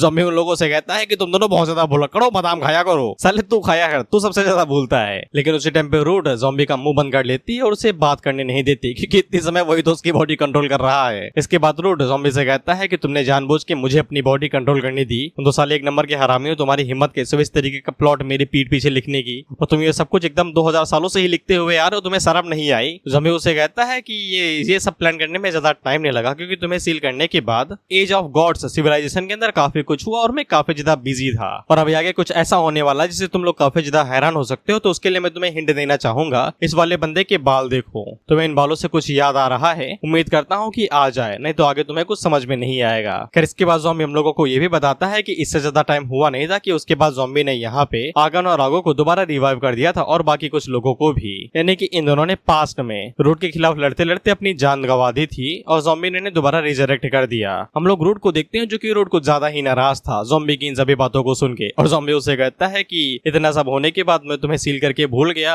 इसलिए तुम कह सकते हो कि मैं तुम्हारे बारे में भूल ही गया था। अगर मैं तुम्हें रूट के बारे में थोड़ा बहुत बताऊं तो रूट एक एक्स गर्लफ्रेंड की तरह है जो तुम्हें भूल भी नहीं सकती और तुम्हारे साथ भी नहीं रह सकती, यानी कि उसे तुम्हारी जिंदगी में कलेश करना ही करना है। रूट आगे से कहती इसका क्या मतलब है, तो ज़ॉम्बी उसे कहता है कि तुम्हें समझ में नहीं आया क्या, मैं तुम्हारे बारे में भूल चुका था, जब मैं यहाँ पे वायलेट को ट्रेन करने में मदद कर रहा था तब मुझे याद आया कि मैंने तुम्हें अपने दिमाग के अंदर ही सील किया हुआ है। तो फिर रूट उसे कहता है कि अच्छा अब मुझे समझ में आया, लेकिन मैं ये कहना चाहूंगा कि ये मेरे लिए काफी ज्यादा अच्छी बात है। इसके बाद रूट यहाँ पे ज़ॉम्बी की बॉडी के ऊपर पूरी तरीके से कंट्रोल करने लगते हैं, यानी कि पूरी तरीके से, और इसका रंग रूप बदलने लगता है। रूट ज़ॉम्बी से कहते हैं कि तुम जानबूझ के मुझे उकसा रहे हो ताकि मैं फुल पावर का इस्तेमाल करूं, ऐसा लगता है कि अब मुझे तुम्हें बताना ही पड़ेगा कि असली बादशाह कौन है इस दुनिया का। ज़ॉम्बी उसे कहता है कि जान तुम तो गुस्सा होते जा रहे हो, हम तो सिर्फ चैटिंग कर रहे हैं ना, तब गुस्सा क्यों हो रही हो। इसके बाद ज़ॉम्बी आगन और आगू से कहता है कि तुम दोनों खड़े क्या हो भाई, इसे खत्म करो, अगर ये रियलिटी के अंदर भाग गया तो फिर बहुत बड़ी मुसीबत आ सकती है। रियलिटी का मतलब असली वर्ल्ड में, ये लोग 31वें ज़ॉम्बी के दिमाग के अंदर है जिसको बियर पिला के बनाया गया है। इस पे ये लोग आगे से चिल्लाते हुए कहते हैं कि यार उसे परेशान ना करो यार, उसे उकसाओ नहीं, साला अब तक हम लोग से लड़ रहे, सिर्फ हम ही मार खाते आए, एक भी मार उसे मारा नहीं हमने। ज़ॉम्बी उन दोनों से कहता है कि तुम लोग किस बारे में बात कर रहे हो यार, अभी थोड़ी देर पहले तो तुम लोग एकदम पैसिनेट तरीके से फाइट कर रहे थे और इसे बिल्कुल धूली चटा दी थी, लेकिन रूट ज़ॉम्बी का मुंह बंद कर देता और उसे बात करने नहीं देता। और रूट ज़ॉम्बी की बॉडी के ऊपर कंट्रोल करते हुए कहता है कि तुमने मुझे इस बॉडी के अंदर ट्रैप कर दिया है, तो फिर अब मैं इसके ऊपर पूरी तरीके से कब्जा कर लूंगा और तुम्हें सब कुछ दुगने दाम में वापस करूंगा।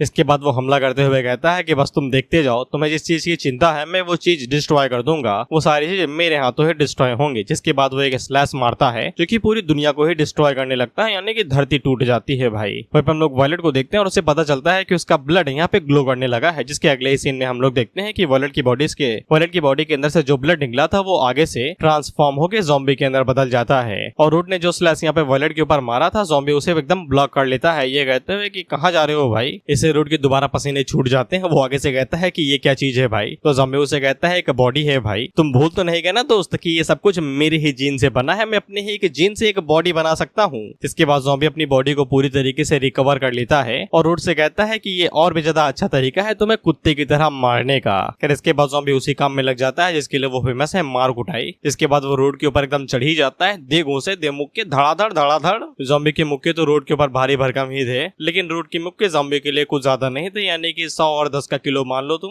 इसलिए रूट आगे से चिल्लाते हुए कहता है कि बकवास बंद करो। जिसके बाद वो लोग आपस में लड़ाई करने लगते हैं। तो ये लोग अपनी जान बचाते हुए कहते हैं भागो रे। वहीं पे जो रिपोर्टर ज़ॉम्बी की सिटी को रिपोर्ट करने के लिए आए थे वो भी अपनी स्कर्ट उठा के वहां से भागते हुए कहती है कि साला ये चीजें मेरे पीछे ही क्यों होती है, मेरी जान कहीं क्यों खा रही है। पहले बॉयफ्रेंड भाग गया, फिर पति भाग गया, अब ये लोग भागे जा रहे हैं, कब तक भगाओगे मुझे।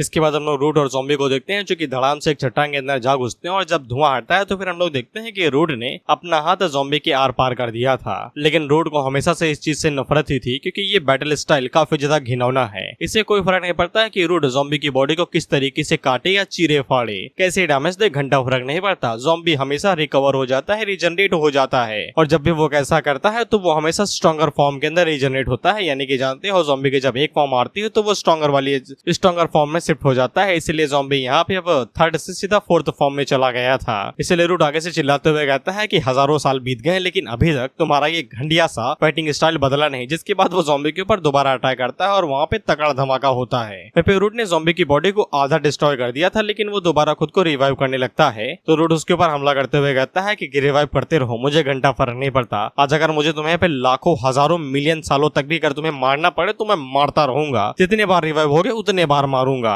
मैं तुम्हें एक बार बताऊं कि ज़ॉम्बी कितना हरामी है। वो यहाँ पे रूट को बार बार उंगली जानते हो कैसे करता है। ज़ॉम्बी के पास यहाँ पे एक रेडीमेड एकदम न्यू बॉडी है, वो उसे इस्तेमाल कर सकता है बात करने के लिए, लेकिन ज़ॉम्बी जानबूझ के उस बॉडी का इस्तेमाल करता है जिसको यहाँ पे रूट ने कंट्रोल कर रखा है, वो भी पूरी तरीके से, ऐसा उसे लगता है। इसीलिए ज़ॉम्बी को जब भी यहाँ पे रूट को ताना मार रहा होता है तो वो उसी बॉडी का इस्तेमाल करता है जिसके ऊपर रूट ने कब्जा कर रखा है और उसे कहता है कि तुम निराश क्यों होते हो कि मैंने यहाँ पे कुछ प्रोग्रेस की है, देखो मैं क्या करता हूँ। इसके बाद ज़ॉम्बी आगे से 5th फॉर्म को रिलीज करता है। ये कहते हैं कि तुमने इस फॉर्म को कभी देखा है, ये मेरी 5th फॉर्म है। रूट ये सब कुछ देख के हैरान हो ही रहा था कि उसी टाइम पे ज़ॉम्बी पलक झपकता है, रूट के पास आता है और उसके मुंह के ऊपर धड़ाम से लात दे मारता है और ये कि कितनी ज्यादा पावरफुल थे कि यहाँ पे रूट 3 साउंड बैरियर को तोड़ते हुए जाता है और धड़ाम से किसी चीज में जा टकराता है। ये चांद नहीं है, ऐसा लगता है कि ये सरफेस है, ज़ॉम्बी की दिमाग का सरफेस। रूट को भी समझ में आ जाता है कि ये एक पिंजड़े की तरह है जो कि ज़ॉम्बी की मेमोरी से बना हुआ है, जो कि उसको रियलिटी में बाहर जाने से रोक रहा है, यानी कि मेमोरी से रियलिटी में बाहर जाने से रोक रहा है। हम लोग एक क्रैक के जरिए बाहरी दुनिया को देखते हैं, यानी कि रियल वर्ल्ड को, जहाँ पे हेलीकॉप्टर से ये लोग उस पूरे बैरियर को ढूंढ रहे थे। ये कहते हुए कि डियर व्यूअर्स देखिए ये रिफ्ट लगातार बढ़ते ही जा रही है। फिर ज़ॉम्बी दोबारा उसी बॉडी को कंट्रोल करते हुए रूट को टाउट मारता है। ये कहते हुए कि यार हम लोग फाइटिंग कर रहे हैं, थोड़ा सा सीरियस तो हो जाओ, बाकी चीजों के बारे में ना सोचो। तो रूट आगे से चिल्लाते हुए कहता है कि मुझे मजाक ना बनाओ, ऐसा ना सोचो कि मुझे पता नहीं है कि तुम यहाँ पे क्या कर रहे हो। मैंने भले ही तुम्हारी बॉडी को यहाँ पे कंट्रोल किया है लेकिन तुम यहाँ पे अपनी बॉडी फ्लैश यानी कि बॉडी के मांस मसल्स का इस्तेमाल कर रहे हो मेरी पावर को डिवोवर करने के लिए, यानी कि ज़ॉम्बी की बॉडी यहाँ पे रूट की पावर्स को कंज्यूम करे जा रही है। और रूट आगे से ये भी बताता है कि अगर मैंने ज्यादा देर नहीं की तो फिर मेरी कॉन्शियस यानी कि उसकी बुद्धि और सोचने समझने की शक्ति भी ज़ॉम्बी पूरी तरीके से डाइजेस्ट कर जाएगा, यानी कि खा जाएगा। इसे तो ज़ॉम्बी भी कुछ टाइम के लिए सीरियस हो जाता है कि इसे कैसे पता चला। फिर रूट भी आगे से हंसते हुए कहता है कि किसने सोचा था कि साला मैं एक ऐसे मॉन्स्टर के चंगुल में जाके फंस जाऊंगा जो कि इस हद तक कमीना और पागल होगा।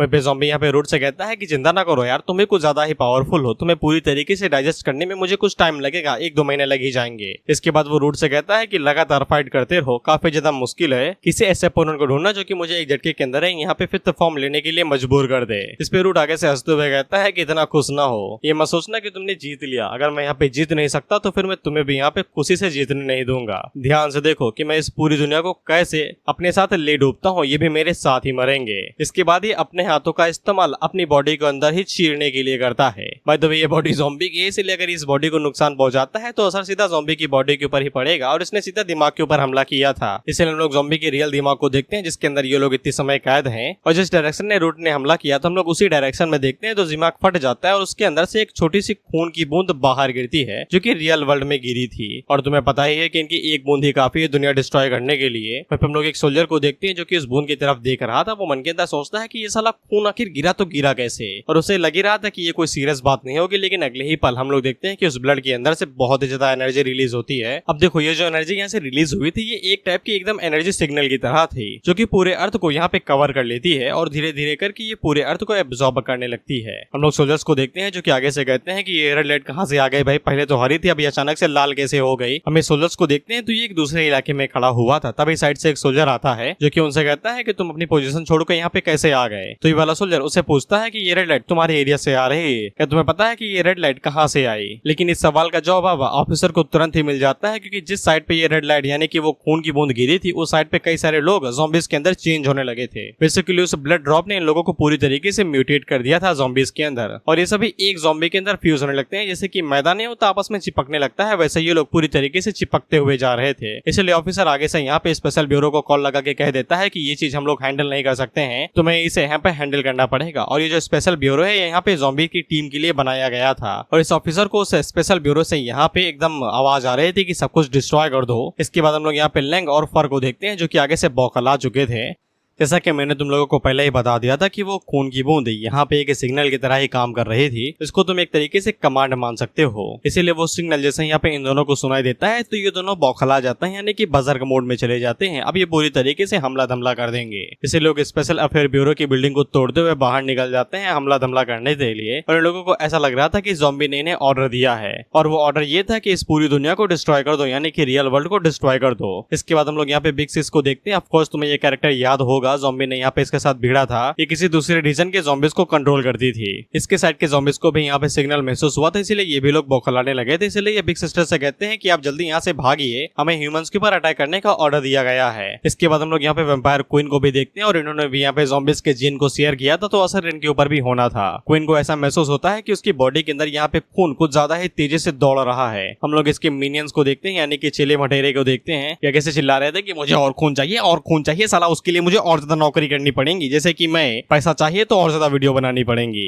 बड़ा ही दुखदायक है, लेकिन सच्चाई भी तो यही है, इसीलिए लोग तो पैदा होते हैं। तुम्हें कुछ समझ में आ रहा है ना, तुम्हें क्या कहना है आगे। इधर हम लोग रूट को देखते हैं जो कि आगे से हंस रहा था। वो ज़ॉम्बी से कहता है कि हम दोनों लगातार एक दूसरे को डिवोवर करते जा रहे हैं, हम लोगों की पावर से लगातार फ्यूज हो रही है, अब मुझे यहाँ पे भागने की जरूरत नहीं है। इसीलिए अगर यहाँ पे हमारी हल्की सी भी पावर लीक हो जाती है, यानी कि रियल वर्ल्ड के अंदर चली जाती है, तो वो छोटी सी पावर भी यहाँ पे एक बहुत बड़ी ज़ॉम्बी लहर का परिणाम बन सकती है, जिससे पूरी दुनिया ही डिस्ट्रॉय हो जाएगी। इसलिए रूट ज़ॉम्बी से कहता है अगर तुम मुझे यहाँ पे खा भी लो, डिवोवर कर लो, तो फिर तुम्हें यहाँ पे सिर्फ एक बेजान दुनिया ही मिलेगी, जिसके अंदर ज़ॉम्बी और ह्यूमंस लगातार लड़ते ही रहेंगे। इसके बाद ये आगे से बौखलाते हुए हंसने लगता है, एकदम ऑर्गेज़म वाली हंसी ऐसी वाली। साला मुझे तुम्हें दिखाने की क्यों जरूरत है, मुझे शर्म आती है जब मैं ऐसे हंसता हूँ। इना थॉट्स है मेरे भाई, जीत जाते हैं कभी कभी। और ये बेचारा ज़ॉम्बी से कहने ही वाला था कि तुम जीत के भी हार गए, लेकिन उससे पहले ही ज़ॉम्बी उसके मुंह को कंट्रोल कर लेता है और इसे एकदम चकर गिन्नी की तरह नरोड़ के एकदम आम की तरह निचोड़ देता है। इसके बाद ज़ॉम्बी यहाँ पे पता नहीं अपनी 6th फॉर्म या फिर कुछ ज्यादा ही जोर लगाता है, मतलब खूना खच्चर, इसे मैं 6th फॉर्म ही कहना ज्यादा पसंद करूंगा। और ज़ॉम्बी को अब गुस्सा आ चुका था, इसलिए वो रूट से कहता है कि तुम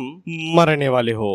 इसके बाद अगला सीन रियल वर्ल्ड का होता है, जहाँ पे हम लोग देखते हैं पर और लैंग के बौखला जाने की वजह से वो लोग पूरी दुनिया के ऊपर ही हमला करने लगे थे, और ये पूरी ताकत से हमला कर रहे थे। इसीलिए कई सारे लोग यहाँ पे प्लेन विलेन लेके आ गए थे, और ये सब यहाँ पे लैंग और फर के ऊपर लगातार हमले करते जा रहे थे इन्हें कंट्रोल करने के लिए। लेकिन ये लोग मिलके भी यहाँ पे फर और लैंग को रोक नहीं पा रहे थे, बल्कि उल्टा ये दोनों मिलकर इनके पूरे प्लेन को ही डिस्ट्रॉय कर देते हैं। लेकिन उसी टाइम पे हम लोग ब्लैकी को देखते हैं जो कि आगे से अपनी एबिलिटी का यूज करते हुए इन लोगों को जंजीरों के अंदर कैद कर लेता है और उन्हें जकड़ लेता है, जिससे ये लोग यहाँ पे हिल नहीं पा रहे थे। हम लोग किंग को देखते हैं जो कि आगे से चिल्लाते हुए कहता है कि ये सब कुछ बंद करो, यहाँ पे किंग ने डायरेक्ट ऑर्डर दिए हैं कि हमें पूरी इंसानियत को डिस्ट्रॉय कर देना है, तो फिर तुम ये सब कुछ होने क्यों नहीं दे रहे। साथ ही में हम लोगों से ज़ॉम्बी के लोथड़े को देखते हैं, और इन लोगों ने मिलकर इस ज़ॉम्बी के लोथड़े के ऊपर भी कंट्रोल पा लिया था। तो मुझे इन दोनों कैरेक्टर्स के बारे में याद है, लेकिन मैं इनके नाम भूल गया और मुझे याद भी नहीं करने।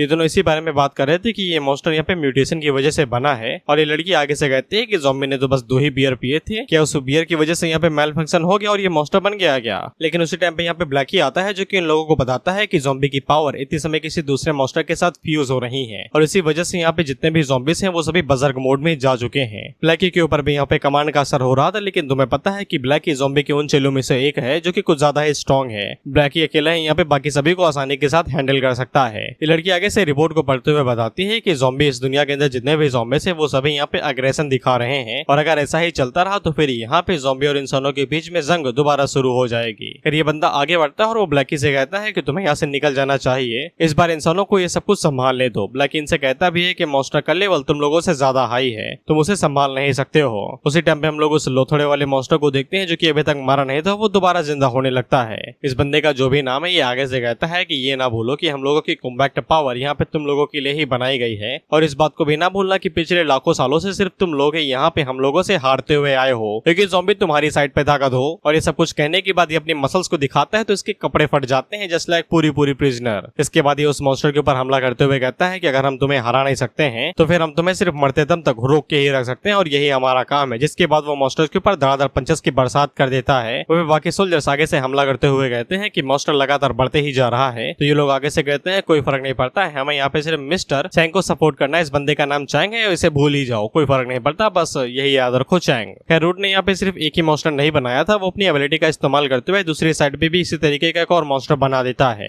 जो कि आगे से हंसते हुए कहता है अगर तुम मुझे एक बार रोक सकते हो तो फिर मेरे 100 के क्या, 100 के क्या, लाखों के बारे में क्या, लाखों क्या 10 लाखों के बारे में क्या। और इसी तरीके से ये अपनी कई सारी कार्बन कॉपीज बना लेता है। इस लाल बालू वाले लड़की का नाम शायद से लैनकी है जहां तक मुझे याद है, और पीछे वाले का नाम चीफ है। खैर ये दोनों जैसे ही वहाँ पे उस मॉन्स्टर को देखते हैं तो आगे से फाइट करने के लिए रेडी हो जाते हैं, और ये भी लोग इस मॉन्स्टर को होल्ड बैक करने के लिए अपनी जान देने को रेडी थे। ब्लैकी अपने मन के अंदर यही सोचता है कि इतना सारा टाइम, रिसर्च और इतनी ज्यादा मेहनत करने के बाद इन लोगों को लगातार कैसी तरीके से फाइट करते रहना पड़ेगा क्या अनंत टाइम के लिए, क्या इन लोगों की ये लड़ाई कभी खत्म नहीं होगी। इधर हम लोग चैंग को देखते हैं जो भी फाइट करे जा रहा था, और वो उस मॉन्स्टर से कहता है कि हमें हल्के में ना लो। ब्लैकी अपने मन के अंदर सोचता है काफी सारी परेशानी है भाई, काफी सारी परेशानी है, पता नहीं कितने सारे लोगों को यहाँ पे अपनी जान गंवानी पड़ेगी सिर्फ इस चीज को सॉल्व करने के लिए। अब ऐसा तो हो नहीं सकता कि ज़ॉम्बी ने मुझे यहाँ पे सिर्फ ऐसे ही छोड़ के गया हो ताकि ये सभी लोग अपनी जान गंवाएं ज़ॉम्बी के फैलाए हुए रास्ते को समेटने के लिए। इसीलिए मजबूरन यहाँ पे ब्लैकी को ना चाहते हुए भी सीरियस होना पड़ता है। इसके बाद ब्लैकी आगे से अपनी फुल पावर का इस्तेमाल करता है और उड़ते हुए उस मॉन्स्टर के सर के ऊपर चला जाता है और उसके ऊपर अटैक करते हुए कहता है कि बस करो, शांत हो जाओ। जिसके बाद जब वो अपनी पावर्स का इस्तेमाल करता है तो ब्लैकी की पावर्स शैडो की तरह या फिर एकदम धुएं की तरह समझो, जो कि उस मॉन्स्टर की बॉडी के अंदर घुसती है और उसके अंदर से छेद करते हुए बाहर निकल आती हैं। चैंग भी आगे से कहता है कि ज़ॉम्बी के चेले से और क्या ही उम्मीद की जा सकती है, उन्हें इतना स्ट्रॉन्ग तो होना ही था। इसके बाद लैनकी और चीफ भी यहाँ पे आ जाते हैं और उनकी जरूरत नहीं थी, इन्हें समझ में आ जाता है।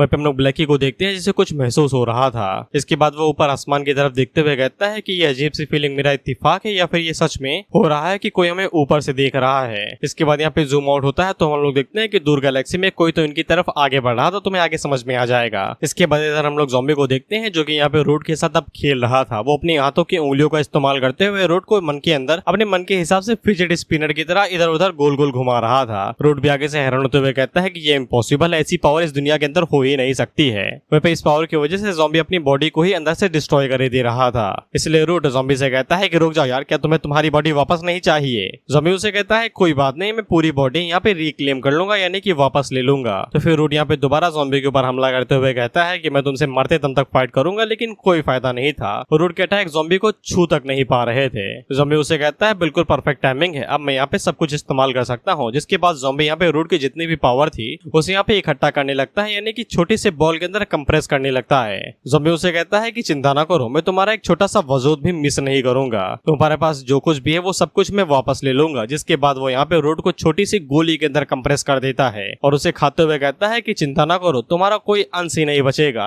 रूट आगे से कहता है रुक जाओ यार, हम लोग तो दोस्त हुआ करते थे ना, लेकिन ज़ॉम्बी उसे खा जाता है ये कहते हुए टट्टी में निकल जाना। इसके बाद जैसे ही यहाँ पे रूट को खाता है तो दोबारा अपनी नॉर्मल फॉर्म के अंदर आ जाता है और नीचे आ जाता है। सभी लोग ऐसे ही देख रहे थे कि ये भड़वा नीचे भी आ गया, सब कुछ खत्म हो गया क्या। वहीं पे ज़ॉम्बी आगे से इन लोगों से कहता है कि सब कुछ हैंडल हो गया, वो भी परफेक्टली। रूट काफी ज्यादा कमाल की थी, खा के मजा आ गया, इसीलिए मैंने उसका इस्तेमाल खुद को स्ट्रॉन्ग करने के लिए किया। अब मैं पहले से और भी ज्यादा स्ट्रॉन्ग हो चुका हूँ। हम लोगों को रूट के आखिरी शब्द बताए जाते हैं जो कि ज़ॉम्बी से कह रहा था कि यार मैं तो तुम्हारा ही पालतू था, तुमने मुझे मार कैसे दिया यार, ऐसा तुम थोड़ी ना कर सकते हो मेरे साथ। ये थे रूट के आखिरी शब्द। तो फिर सभी लोग आगे से हैरान हो जाते हैं कि इसने दोबारा यहाँ पे रूट को खा लिया। पहले तो सील किया था लेकिन इस बार इसने खा ही लिया और इनसे ये चीज हजम नहीं हो रही थी, इनोला के दो इन्हें कोई। इसके बाद अगला सीन स्पेस का होता है और तुमने इस कीड़े को पहले भी देखा था। मुझे सिविलाइजेशन का नाम नहीं पता, बस इसे गॉड्स सिविलाइजेशन कहा गया है, इतना ये मुझे याद है। हम लोग इस गॉड्स सिविलाइजेशन के ऊपर एक बंदे को देखते हैं और इसे पता था कि अर्थ के ऊपर फ्यूजन के बाद में, यानी कि ज़ॉम्बी और रूट के फ्यूजन के बाद में एक क्रॉप टाइड आएगी, यानी कि ज़ॉम्बीज की लहर, और जियांग से यहाँ पे रूट को पूरी तरीके से कंज्यूम यानी कि डिवोवर कर लेगा। इससे ज़ॉम्बी एक और कदम आगे बढ़ जाएगा पूरे अर्थ को डिस्ट्रॉय करने के ऊपर, यानी कि एक और नई सिविलाइजेशन को डिस्ट्रॉय करने के ऊपर। यानी कि ज़ॉम्बी जिस अर्थ को बचाना चाहता है वो उसे अपने हाथों से ही डिस्ट्रॉय कर देगा। तुम्हें आगे समझ में आ जाएगा क्यों। और ये बंदा जो कुछ ये सब कुछ पी रहा था ये कहने वाला और कोई नहीं अपना जिकाई ही है। हाँ, वही जिकाई जिसको हम लोगों ने भी कुछ एपिसोड्स पहले देखा है। जिकाई आगे से कहता है, उम्मीद करता हूँ कि मेरे पास टाइम हो इन सब चीजों को दोबारा ठीक करने के लिए। अब हैरान ना होना कि ये यहाँ पे कैसे गया, तुम्हें सब कुछ समझ में आएगा, बस देखते जाओ। इसके बाद अगले सीन में हम लोग ज़ॉम्बी को देखते हैं जो कि इन लोगों को अपनी नई एबिलिटी दिखा रहा था।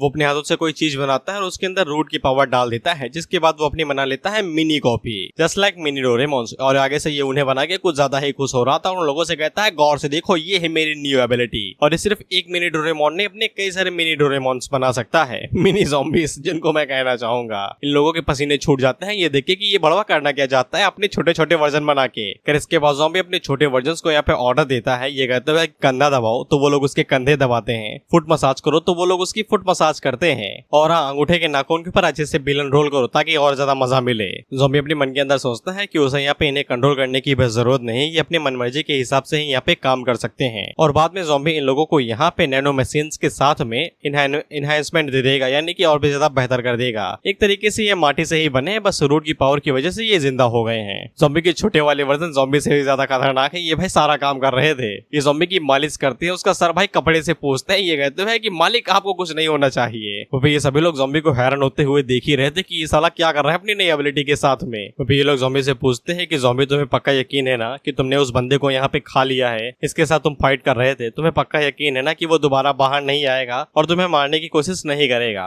ज़ॉम्बी आगे से कहता है कि उसे कुछ भी याद नहीं, वो सब कुछ भूल चुका है। उसने यहाँ पे जब रूट को खाया तो फिर उसका स्वाद काफी ज्यादा बढ़िया था और उसने उसे खा ही लिया। फिर ज़ॉम्बी की मिनी वर्जन उसे यहाँ पे पानी लाके देखते हैं तो ज़ॉम्बी उसका पानी पीता है और उन्हें बताता है कि रिजल्ट ग्रेट ही है। उसने यहाँ पे रूट को खा के एक नई सुपर एबिलिटी यहाँ पे बना ली है जो कि उसके लिए काफी ज्यादा कन्वीनियंट है, यानी कि सुविधाजनक है। और इस एबिलिटी की वजह से यहाँ पे उसे और भी कई सारी मेमोरीज याद आ गई। फिर ज़ॉम्बी के जो मिनी वर्जन थे ये भाई एकदम पूरी तरीके से काम धंधे में लग गए थे, पानी लाते हैं, आग लगाते हैं, खाना बनाते हैं, सब कुछ रेडी कर रहे थे। ये डुबन आगे से कहती है कि इनकी सेटिंग किसने की है भाई, इनकी कोडिंग किसने की, साला इन लोगों को सब्जियां कहाँ से मिली, पहले मुझे ये बताओ, ये खाना कैसे बना रहे हैं इन छोटे छोटे हाथों से। इनके हाथों से बना हुआ मोमोज भी इनसे दुगना होगा। जिस पे हेड आगे से कहता है कि हम लोग कुछ भी नहीं करते हैं। एसेंट ने कहा था, यानी कि एसेंट ह्यूमन ने कहा था कि ज़ॉम्बी ने यहाँ पे 6 सिविलाइजेशन डिस्ट्रॉय किए हैं, इसलिए उसके पास बहुत ज्यादा एक्सपीरियंस है। ज़ॉम्बी इन लोगों को यहाँ पे कई सारे सिविलाइजेशन के बारे में बताता है कि जैसे एशियन टेक्नोलॉजी सिविलाइजेशन, साथ ही में वो लोगों को यहाँ पे गॉड्स एंड द एस्पर सिविलाइजेशन के बारे में भी बताता है। ये वही सिविलाइजेशन है जहाँ से जिकाई आया है। हेड आगे बढ़ता है और वो ज़ॉम्बी से कहता है कि तुम्हें कुछ ऐसा याद है जो आस ही पास में होने वाला हो, यानी कि पास्ट या फिर प्रेजेंट का जो आस ही पास में हुआ हो। ज़ॉम्बी आगे से कहता है कि आस ही पास में तो मुझे इतना ही याद है कि मैंने यहाँ पे गॉड्स सिविलाइजेशन के साथ फाइट की थी और मैंने इनके एक पावरफुल बंदे के साथ फाइट की थी जिससे मैं मारा गया था और मेरे टुकड़े टुकड़े हो गए थे। इसके बाद जिकाई और बाकी लोगों ने यहाँ पे ज़ॉम्बी को ढूंढा और उसके टुकड़ों को जोड़ के उसे जिंदा किया। जिकाई आगे से पूछता है, ब्रदर तुम्हें पक्का यकीन है ना कि ये वही ट्रेजर है जिसके बारे में तुम लोग बात कर रहे थे? इस पे इन लोगों का वही वाला बंदा जो चश्मा लगाता है वो आगे से कहता है कि लोकेशन एकदम ठीक है यार, लेकिन मुझे समझ में नहीं आ रहा कि मैंने ये ऑर्डिनरी ज़ॉम्बी ढूंढ कैसे लिया। और उस टाइम पे ज़ॉम्बी पूरी तरीके से ब्लैंक स्टेट में था, यानी कि कोमा में था और उसकी मेमोरीज और बाकी चीजों को यहाँ पे रिकवर होने के लिए पावर की जरूरत थी। फिर इसके बाद ज़ॉम्बी इन लोगों से कहता है कि चलो यार मैं तुम लोगों को उस टाइम में लेके ही चलता हूँ, जाके तुम लोग सब कुछ समझ सको कि वहाँ पे हुआ क्या था। इस पे इन लोगों की फट जाती है। आगे से कहते हैं कि एक बार आके झेल चुके हैं, अब दोबारा नहीं झेलना है। इसीलिए लागू तेजी से आगे बढ़ता है और वो ज़ॉम्बी का सर पकड़ के कहता है कि इतना ही काफी है मालिक, और न परेशान कीजिए। अगर मैं ज़ॉम्बी को पकड़ लेते हैं, ये कहते हैं कि मालिक हम तुमसे रिक्वेस्ट करते हैं कि मैं और कहीं न लेके जाओ, हम आपके साथ एक ही बार आगे तड़प गए हैं। तो ज़ॉम्बी उन लोगों से कहता है, सच में क्या तुम लोग परेशान हो गए क्या? मुझे लगा कि ये कुछ ज्यादा ही मजेदार होगा। एग्जाम्पल के लिए हम लोगों ने यहाँ पे रोड के साथ दोबारा फाइट की, उसे दोबारा हराया, साथ ही में जिकाई और बाकी लोगों के साथ दोबारा मिलने का मौका मिला। मुझे तो लगता है कि ये सभी चीजें बहुत ज्यादा कमाल की हैं। और इसके बाद हम लोग जिकाई और उसकी बाकी गैंग को देखते हैं जहाँ पे ये लोग पूरी तरीके से ठीक ठाक थे। वहीं पे चश्मिश आगे से पूछ रहा था कि तुम लोगों ने यहाँ पे ज़ॉम्बी को देखा, वो कहाँ पे चला गया? तो जिकाई आगे से कहता है कि मैं उसे ढूंढ के आता हूँ। इसके बाद हम लोग ज़ॉम्बी को देखते हैं जो कि इन लोगों से कहता है कि चलो भाई अगर तुम लोग यहाँ पे इंटरेस्टेड नहीं हो दूसरे रियलम में जाने के लिए तो हम सभी लोग वापस चलते हैं। लेकिन उसी टाइम पे ज़ॉम्बी को छींक आती है। पे ज़ॉम्बी को जो छींक आती है तो ये छींक कुछ ज्यादा ही पावरफुल थी, ये पूरी जगह को डिस्ट्रॉय ही कर देती है। इसके बाद अगला सीन यहाँ पे रियलिटी का होता है जहाँ पे हम लोग देखते हैं कि ये मॉन्स्टर अभी भी नहीं मरा था। ब्लैकी को इस पे कोई भी हैरानी नहीं हुई थी क्योंकि जो भी चीज यहाँ पे ज़ॉम्बी के जीन से बनी होती है उसे इतनी आसानी के साथ मारा नहीं जा सकता है। ब्लैकी इस बारे में सोच ही रहा था कि उसे यहाँ पे थोड़ी और मेहनत करनी पड़ेगी कि उससे पहले ही यहाँ पे जिकाई आ जाता है। और ये वाला जिकाई एडवांस वर्जन वाला जिकाई है जिसको हम लोगों ने कुछ समय पहले देखा था। हम लोग देखते हैं कि जिकाई बस अपने पावर का थोड़ा बहुत हिस्सा इस्तेमाल करता है और वो पैर जैसे ही मॉन्स्टर के ऊपर रखता है तो उस मॉन्स्टर के चीथड़े उड़ जाते हैं। वो मॉन्स्टर एक झटके के अंदर ही मारा जाता है। अब देखो यहाँ पे जिकाई और उसके क्लैन की जो एबिलिटी है, अगर मैं उसको समझाने के लिए तुम्हें प्राइम एग्जांपल दूं तो फिर तुम लोग पबजी और फ्री फायर को ले सकते हो। इमेजिन करो तुमने एक टीम मैच शुरू किया और तुमने गेम जैसे ही स्टार्ट किया तो फिर तुम अपने प्लेयर की जगह पे आ गए हो, यानी कि तुम पैराशूट से इरांगल या फिर बरमूडा मैप में कूद रहे हो। तुम गन लेते हो, सर्वाइव करते हो, लेकिन आखिर में तुम्हारे दिमाग में गोली पड़ती है और तुम मारे जाते हो। जिकाई और उसके क्लैन की एबिलिटी यही है कि वो यहाँ पे रियलिटी को गेम के अंदर चेंज कर देता है, जिससे वो अपने अपोनेंट को काफी इजीली ही मार देता है, बस कुछ छोटे मोटे चेंजेस करके। जिसके अगले सीन में हम लोग देखते हैं कि उस मॉन्स्टर के ऊपर यहाँ पे हेल्थ बार आ जाता है और साथ ही में उसका लेवल यहाँ पे 99 था। लेकिन ये जो हेल्थ बार और लेवल मैंने तुम्हें बताया यहाँ पे ब्लैकी को नहीं दिखाई दे रहा था, उसे सिर्फ जिकाई को ही दिखाई दे रहा था। ब्लैकी जिकाई से कह रहा था कि तुम इन तरीकों का इस्तेमाल करके यहाँ पे उसे नहीं मार पाओगे, लेकिन हम लोग जिकाई को देखते हैं और उसे अपनी एबिलिटी के ऊपर पूरा यकीन था, इसलिए वो जैसे ही यहाँ पे उस मॉन्स्टर के ऊपर एक अटैक करता है तो वो मॉन्स्टर एक झटके के अंदर ही मारा जाता है, क्योंकि उसे यहाँ पे 1,70,000 का डैमेज पड़ रहा था, तो एक झटके के अंदर ही वो मारा गया। बेसिकली उसकी हेल्थ बार खत्म हो गई तो वो मर गया। यार इसको देखिए ये लोग हैरान हो जाते हैं कि हमारे यहाँ पसीने छूटे जा रहे हैं और ये भाई साहब बस एक लात मार के उसे मारे दे रहे हैं। यहाँ तक कि ब्लैकी भी हैरान हो जाता है क्योंकि ये मॉन्स्टर यहाँ पे सीधा ज़ॉम्बी के जीन से ही बना था और इस तरीके से मॉन्स्टर को मार गिराना काफी ज्यादा हैरानी की बात है। वो यही सोच रहा था कि अब ये बंदा कौन है। फिर इसके बाद जिकाई इन लोगों के सामने आता है और अपने बारे में बताता है कि उसका नाम जिकाई है और वो उन लोगों से कहता है क्योंकि इस डिजास्टर को जो कि ज़ॉम्बी ने यहाँ पे क्रिएट किया है उसे पूरी तरीके से खत्म करने के लिए उसे यहाँ पे ज़ॉम्बी और इस पूरे प्लेनेट को एक साथ ही डिस्ट्रॉय करना पड़ेगा, यानी कि मिटाना पड़ेगा। इस पे इन लोगों की चीख निकल जाती है कि ऐसा ना करो यार, ज़ॉम्बी तक तो ठीक है लेकिन हमारे प्लेनेट को क्यों। तो फिर चांग यहाँ पे जिकाई के ऊपर चिल्लाते हुए कहता है कि तुम्हारा क्या मतलब है भाई, सब कुछ ठीक होगा, तुम हमें बचा लोगे सभी को मार के। जिकाई उसे कहता है कि इन सभी बातों के लिए टाइम नहीं है क्योंकि डिजास्टर अब आने वाला है। हम लोगों ने ज़ॉम्बी के दिमाग के अंदर देखा था कि उसने छींक मारी थी, तो फिर उसकी मेमोरी का जो बैरियर वहां पे बना हुआ था, यानी कि जो रियलिटी और मेमोरी को आपस में रोक रहा था, वो छींक की वजह से वो बाउंड्री टूट जाती है और ये सभी एकदम मेमोरी से बाहर एकदम रियलिटी के अंदर आ धमकते हैं। और ये जितनी फोर्स से नीचे गिरे थे, अगर ये नीचे गिरते तो मारे जाते और ऊपर से धरती में गड्ढे हो जाते हैं। बेसिकली परमाणु बम समझो इन्हें। इसलिए ब्लैकी जल्दी से अपनी एबिलिटी का इस्तेमाल करता है और वो अपनी एबिलिटी का इस्तेमाल करते हुए नीचे गिरने से बचाने लगता है ताकि ये लोग मरे नहीं और धरती बची रहे। हम लोग रिपोर्टर गर्ल को देखते हैं जो कि आगे से एकदम बेहोश ही हो गई थी। वो आगे से कहती है कि मम्मी ये सपना काफी लंबा है, मुझे उठा दो, वादा करते हैं कि रोज बर्तन धोऊंगी, चाय भी बना के दूंगी शाम को आपको, बस उठा दो एक बार। हम लोग ब्लैकी को देखते हैं जो कि अपना पूरा जोर लगा रहा था। भाई इतना जोर भाई टॉयलेट में नहीं लगा था जितना वो यहाँ पे लगा रहा था इन लोगों को नीचे गिरने से रोकने के लिए। हम लोग जिकाई को देखते हैं जो कि दूर से इस पूरे डिजास्टर को देख रहा था और जिकाई हम लोगों को बताता है कि जैसा कि प्रोफेट यानी कि तो चश्मिश ने यहाँ पे प्रेडिक्ट किया था, ज़ॉम्बी यहाँ पे रूट की पावर को एब्जॉर्ब कर लेगा और उसी के लेवल पे चला जाएगा। इसके बाद यहाँ पे जो डिजास्टर होगा उसे रोकना नामुमकिन होगा। अब अगर तुम्हें अभी भी समझ में नहीं आया है तो ज़ॉम्बी यहाँ पे छींक मार मार के पूरी यूनिवर्स को डिस्ट्रॉय करने वाला है, क्योंकि उसने रूट की पावर को एब्जॉर्ब किया तो वो बीमार हो गया। बेसिकली जुकाम ही समझो, कोई वायरस लेने पे हो जाता है जैसे। बट द मेन प्रॉब्लम इस जुकाम पे जैसे हमारा दिमाग खराब होता है, ज़ॉम्बी के केस में वैसा नहीं था। जैसे जुकाम में हमारे लगते हैं हमारा जीना हराम होता है, लेकिन ज़ॉम्बी के केस में दुनिया का होगा, दुनिया के लगेंगे, वो भी बहुत बुरे वाले। क्योंकि तुम्हें भी पता है कि एकदम जब सेटिस्फाइंग छींक लेनी होती है तो पूरा जोर लगाना पड़ता है और उस छींक लेने के बाद एकदम मजा सा आ जाता है। पर ज़ॉम्बी के लिए बहुत बड़ी सजा थी। खैर इसके बाद हम लोग यहाँ पे एक आइसोलेटेड प्लेनेट को देखते हैं, यानी कि एक दूर दराज के इलाके को, सॉरी आइलैंड का मैं प्लेनेट बोल दिया, जबान खसक रही है।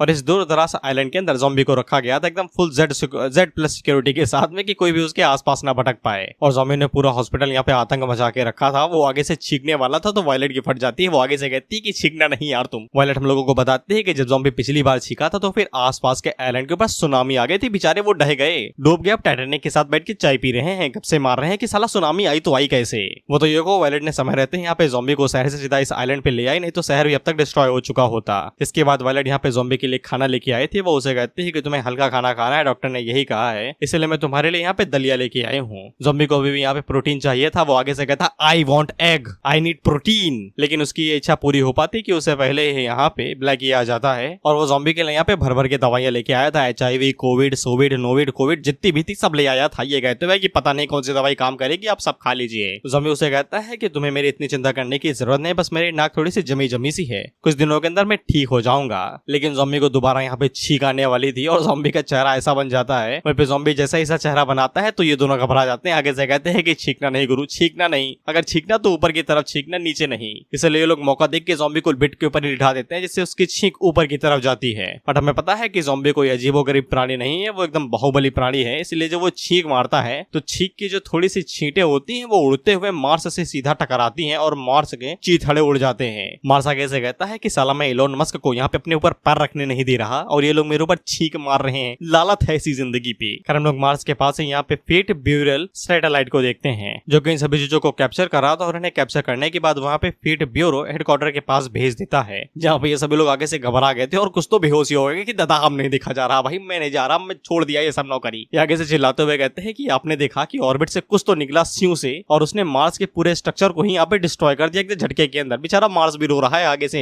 हम लोग चैंग को देखते हैं, ये भी आगे से घबराया हुआ था। ये आगे से भगवान को दुआ देते हुए कहता है भगवान तेरा शुक्रिया कि अच्छा हुआ ज़ॉम्बी ने यहाँ पे चीख मार्स की तरफ मारी, सन की तरफ नहीं मारी, नहीं तो मोमबत्ती लेके ढूंढना पड़ता। इसके बाद अगले सीन हम लोग देखते हैं कि यहाँ पे हेडक्वार्टर के अंदर वायलेट और ब्लैक की एंट्री मारते हैं और यहाँ पे चीफ की वजह से जो इन्हें डैमेज हुआ था वो लेवल के हिसाब से हुआ था। जानते हो कि ब्लॉकी यहाँ पे सबसे ज्यादा स्ट्रॉन्गेस्ट है, वायलेट के नीचे आता है तो उसका सिर्फ आधा हिस्सा ही उड़ा था जो कि रिकवर होने लगता है। वायलेट को ज्यादा कुछ भी नहीं हुआ था क्योंकि वो ज्यादा पावरफुल है यहाँ पे बाकी लोगों से। हालांकि इनकी फट आगे से बिल्कुल गई थी क्योंकि इन्हें पता था कि अगर वहाँ पे एक सेकंड के लिए और भी ज्यादा रुक जाते तो ये मारे जाते सिर्फ एक छींक से। चैंग उन लोगों से कहता है कि मैं तुम्हारे लिए खुश हूँ कि तुम लोग यहाँ पे बिना खरोच के वापस आ गए, लेकिन एक नजर उन बेचारे बच्चों के ऊपर देखो। इस पे कैमरा यहाँ पे लैंग और फर के ऊपर मूव होता है तो ये भाई पट्टी में लिपट के आए थे, इनकी हालत खराब हो गई थी, इनकी हड्डियां पसलियां चमड़ी वमड़ी सब टूट गई थी। जिसके बाद अगला सीन आजो का होता है। मुझे इसका नाम याद आया, ये किस्तों में आया था, ये जिंदा था लेकिन अभी तक रिकवर नहीं हुआ था। ऑथर मैं रिक्वेस्ट करता हूँ कि कभी तो इसे सिंगल पीस में दिखा दो, इसको किस्तों में क्यों दिखा रहे हो, इतने सारे चैप्टर हो गए हैं। ब्लैकी भी आगे से मन के अंदर सोचता है अच्छा हुआ कि मैं इनसे ज्यादा स्ट्रांग हूँ, ये बेचारे अभी तक रिकवर भी नहीं हो पाए, पता नहीं कितना टाइम लगेगा ठीक होने में। ऐसा लगता है कि आजो को दफा नहीं करना पड़ेगा तभी वो ठीक होगा। हम लोग आगन को देखते हैं जो कि आगे से कहती है कि ये तो बस छोटी सी एलर्जी ही है ना, इसमें इतना ज्यादा क्यों घबराना। और वो मन के अंदर सोचती है अगला नंबर मेरा ही है क्या, मेरी भी किस्तों में बॉडी आएगी क्या यहाँ पे। फिर जिकाई इन लोगों से कहता है कि ये तो सिर्फ शुरुआत है, ये तो बस छोटी मोटी शुरुआत है। इसके बाद वो इन लोगों को बताता है कि ज़ॉम्बी को अपनी बॉडी के ऊपर फुट कंट्रोल है, यहाँ तक जेनेटिक लेवल पे भी। ऐसे चीजें जैसे कि बेहोश होना, दारू चढ़ना, नशेबाजी, सुट्टाबाजी, बेहोश होना, ये चीजें ज़ॉम्बी के साथ कभी भी नहीं होंगी जब तक वो खुद अपने ऊपर करना ना चाहे, यानी कि उसे तब तक नहीं चढ़ेगी जब तक वो चाहे ना। लेकिन जब ज़ॉम्बी ने यहाँ पे रूट को एब्जॉर्ब कर लिया जिसका लेवल एकदम ज़ॉम्बी के बराबर का ही है, तो फिर उसके इम्यून सिस्टम के अंदर यहाँ पे एलर्जी टाइप रिएक्शन आ गया, यानी कि जैसे कि छींक या फिर बुखार उखार। परंतु परेशानी ये बुखार उखार या छींक नहीं है बल्कि छींक की पावर है, क्योंकि ज़ॉम्बी जब भी छींकेगा तो वो अपनी फुल पावर में चीखेगा। एक नॉर्मल इंसान की जो छींक का एयर फ्लो यानी कि हवा होती है वो ज्यादातर एक छोटे से तूफान के बराबर होती है, नहीं छोटे से यानी कि फूक बराबर। पर ज़ॉम्बी के मामले में ये इतनी ज्यादा बढ़ जाती है कि ये किसी प्लेनेट को भी एक झटके के अंदर डिस्ट्रॉय कर दे। इसलिए जिकाई लोगों से कह देता है कि ये सोलर सिस्टम साला 2 हफ्तों से ज्यादा टिकेगा नहीं, इसके बाद ये पूरा प्लेनेट भी छींक के चपेट में आ जाएगा और तुम सभी लोग मारे जाओगे। लेकिन हम लोग आगन को देखते हैं जो कि जिकाई के मुंह के ऊपर एकदम घूंसा मार देती है ये कहते हुए, तो फिर तुम इसी वजह से यहाँ पे एज ऑफ गॉड्स सिविलाइजेशन के दौरान सभी ज़ॉम्बीज को मारना चाहते थे ताकि तुम रोड को पूरी तरीके से डिसअपियर कर सको, गायब कर सको। आगन कब नहीं ना तो फिर आगो भी इसमें कूद पड़ती है, वो आगे से उनको भाई जिकाई को एकदम कुत्ते की तरह मार रहे थे, धक्का तक रुक नहीं रहे थे। ये कहते हुए कि इस रिजल्ट की वजह से तुम्हारे चक्कर में पूरी दुनिया यहाँ पे वॉर एंडिंग पे आ गई, आपस में ही लोग लड़ मरने लगे और तुम्हारी वजह से ही यहाँ पे आगो मारी गई, यानी कि ये मास्क वाले जिसके काले बाल हैं। इसके बाद दोनों मिलकर भाई जिका को धर के कूट देते हैं, मतलब इतना कूट देते हैं कि तुम 4-5 भंडारे करा दोगे। सही बता रहा हूँ जिकाई के। पायलट अपने मन के अंदर सोचती है अगर ये बड़वा असली वाला जिकाई है तो फिर इतने सालों बीतने के बावजूद ये अभी तक जिंदा है, सॉरी चिकना कैसे है, भले ये मुझे होता कौन सा ब्यूटी स्टैंडर्ड इस्तेमाल किया है इसने। हेड जिकाई से कहता है कि तुमने कहा था कि ज़ॉम्बी को रोकने के लिए तुम्हें यहाँ पे हमारे सिविलाइजेशन को डिस्ट्रॉय करना पड़ेगा। तो जिकाई आगे से कहता है कि डिस्ट्रॉय नहीं इरेज, दोनों के बीच में बहुत ही बड़ा अंतर है लेकिन अल्टीमेटली आंसर सेम ही है, मौत।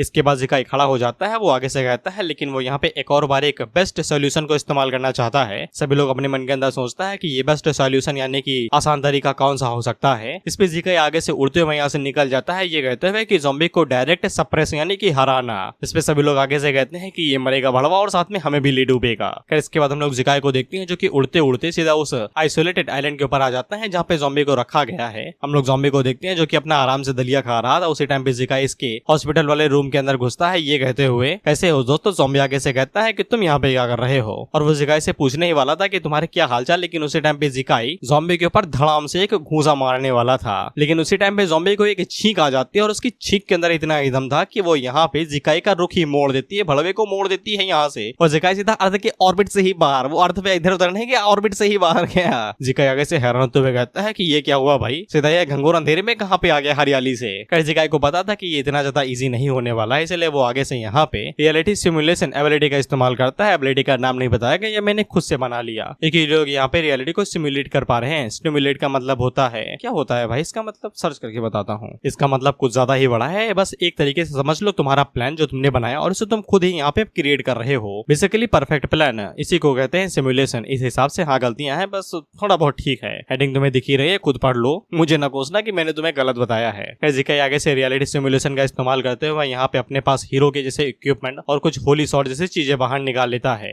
अब इनका यहाँ पे भाई एकदम लंबा चौखा एकदम डिटेल में बताया गया है, स्टेटस क्या है, एबिलिटी क्या है, पावर क्या है, लेकिन मैं नहीं बताने वाला तुम्हें, ये बहुत ज्यादा टाइम लगेगा। जिका के पास एक और इक्विपमेंट आता है जो कि होता है सेवियर हीरोस्कोप, यानी कि ये रुपट्टा जो कि मम्मी से चुराया हुआ है, और साथ ही में उसके पास एक डिवाइन डोमेन ब्लेसिंग लिम्ब भी आ जाता है। फिर इसके बाद जिका आगे से इन सभी चीजों का एक साथ इस्तेमाल करता है और ज़ॉम्बी के ऊपर हमला करते हुए कहता है कि इसका सामना करो। इसके बाद वो सीधा अर्थ के ऊपर ही हमला कर देता है, धड़ाम से, साले अर्थ डिस्ट्रॉय करेगा क्या। लेकिन जब जिकाई सामने देखता है तो अर्थ को कुछ भी नहीं हुआ था। वहीं पे ज़ॉम्बी बाहर निकलते हुए कहता है इतना भी बुरा नहीं था, अगर मैंने ये अटैक ब्लॉक न किया होता तो फिर तुम तो अर्थ को एकदम डोनट की तरह दो हिस्सों में काट देते। अब इसमें कोई भी गुंजाइश नहीं है कि तुम 1000 सालों से गायब थे और तुम पहले से और भी कई गुना स्ट्रांग हो चुके हो। इसके बाद ज़ॉम्बी यहाँ पे जिकाई से कहता है कि तुम यहाँ पे अपनी कॉन्शियस को बाहर क्यों नहीं निकालते खेलने के लिए, अगर मैं उसे मारूंगा तो फिर मुझे ज्यादा मजा आएगा। जिकाई अपने मन के अंदर सोचता है कि जैसा कि ज़ॉम्बी से उम्मीद किया था, अगर उसे एक झटके के अंदर मारोगे नहीं तो वो लगातार स्ट्रॉन्गर फॉर्म लेते हुए आता ही रहेगा, साला हार नहीं मानेगा वो। खैर इसके बाद जिकाई यहाँ पे ज़ॉम्बी से माफी मांगता है क्योंकि वो यहाँ पे ज़ॉम्बी को खतरे की तरह देख रहा है और इस खतरे को मिटाने के लिए उसे यहाँ पे इस रैली का इस्तेमाल करना पड़ेगा जो कि फर्स्ट एज से आया हुआ है। अब इसकी मदद से यहाँ पे जिकाई ज़ॉम्बी को कहीं और लेके जा सकता है, वो तुम्हें आगे पता चलेगा।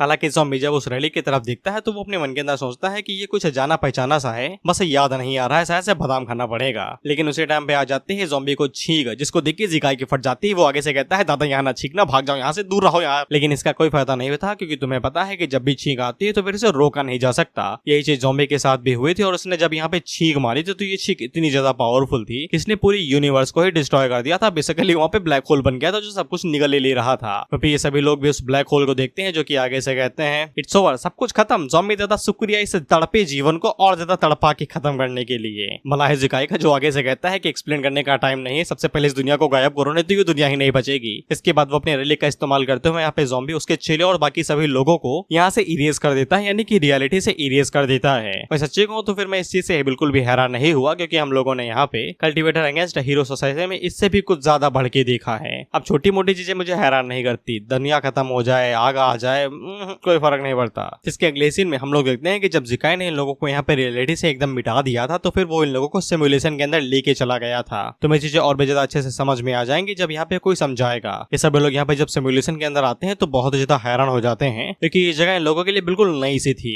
हम लोग रिपोर्टर को देखते हैं जो कि आगे से कहते हैं कि मैं घर जाके मैगी ही चढ़ाई थी, साला इन लोगों ने खाने तक नहीं दी, वापस बुला लिया इन लोगों ने। मुझे तो फ्यूचर भी दिखाई दे रहा है कि अमिताभ बच्चन कह रहा होगा देखा लापरवाही का नतीजा। फिर हम लोग ज़ॉम्बी को देखते हैं जिसको ये जगह जानी पहचानी से लग रही थी। जिसके बाद वो थोड़ा सा इर्द गिर्द घूमता है तो फिर उसे यहाँ पे ब्लैकी भी मिल जाता है। ब्लैकी भी ज़ॉम्बी से यही चीज पूछता है कि आप क्या इस जगह के बारे में जानते हैं, कि आप यहाँ पे पहले भी आ चुके हैं। ज़ॉम्बी को इस जगह के बारे में पता था लेकिन वो ज्यादा कुछ बताता नहीं है क्योंकि उसी टाइम में इन लोगों की नजर एक बहुत बड़े पिलर के ऊपर पड़ती है। बेशक ये कोई गार्डियन या फिर कोई होली पिलर होगा। उसी टाइम पे हम लोग देखते हैं कि उस पिलर के ऊपर जो एकदम टॉप पे कुछ लगा हुआ तो उससे बीप की आवाज आती है। अब मैं तुम्हें और ज्यादा अच्छे से समझाने के लिए कह दूं तो फिर तुम्हें इसे एक तरीके से गेम की लॉबी समझो जहाँ पे सारी चीजें चेक की जाती हैं, उसका बिहेवियर, सॉरी प्लेयर का बिहेवियर, उसका आईडी वाईडी सब कुछ। कहीं साला हैकर तो नहीं है ये। इसलिए यहाँ पे एक सिस्टम को पता चला था कि कोई इलीगल बिहेवियर यहाँ पे डिटेक्ट किया गया है जो कि होता है अनड्रेसिंग बंदा, यानी कि हमारा चैंग जो कि नंगा धड़ंगा ही आ गया था। बेसिकली ये चैंग का बैटल स्टैंस है, यानी कि वो जब भी लड़ता है तो नंगा हो जाता है। लेकिन सिस्टम को ये चीज बिल्कुल भी मंजूर ना था क्योंकि पीछे के लोग कहते हैं कि ये नंगा कहाँ से, या भागो यहाँ से। इसके बाद वो सभी लोग चैंग से दूर भाग जाते हैं, ये कहते हुए कि बच्चों इसकी तरफ ना देखना।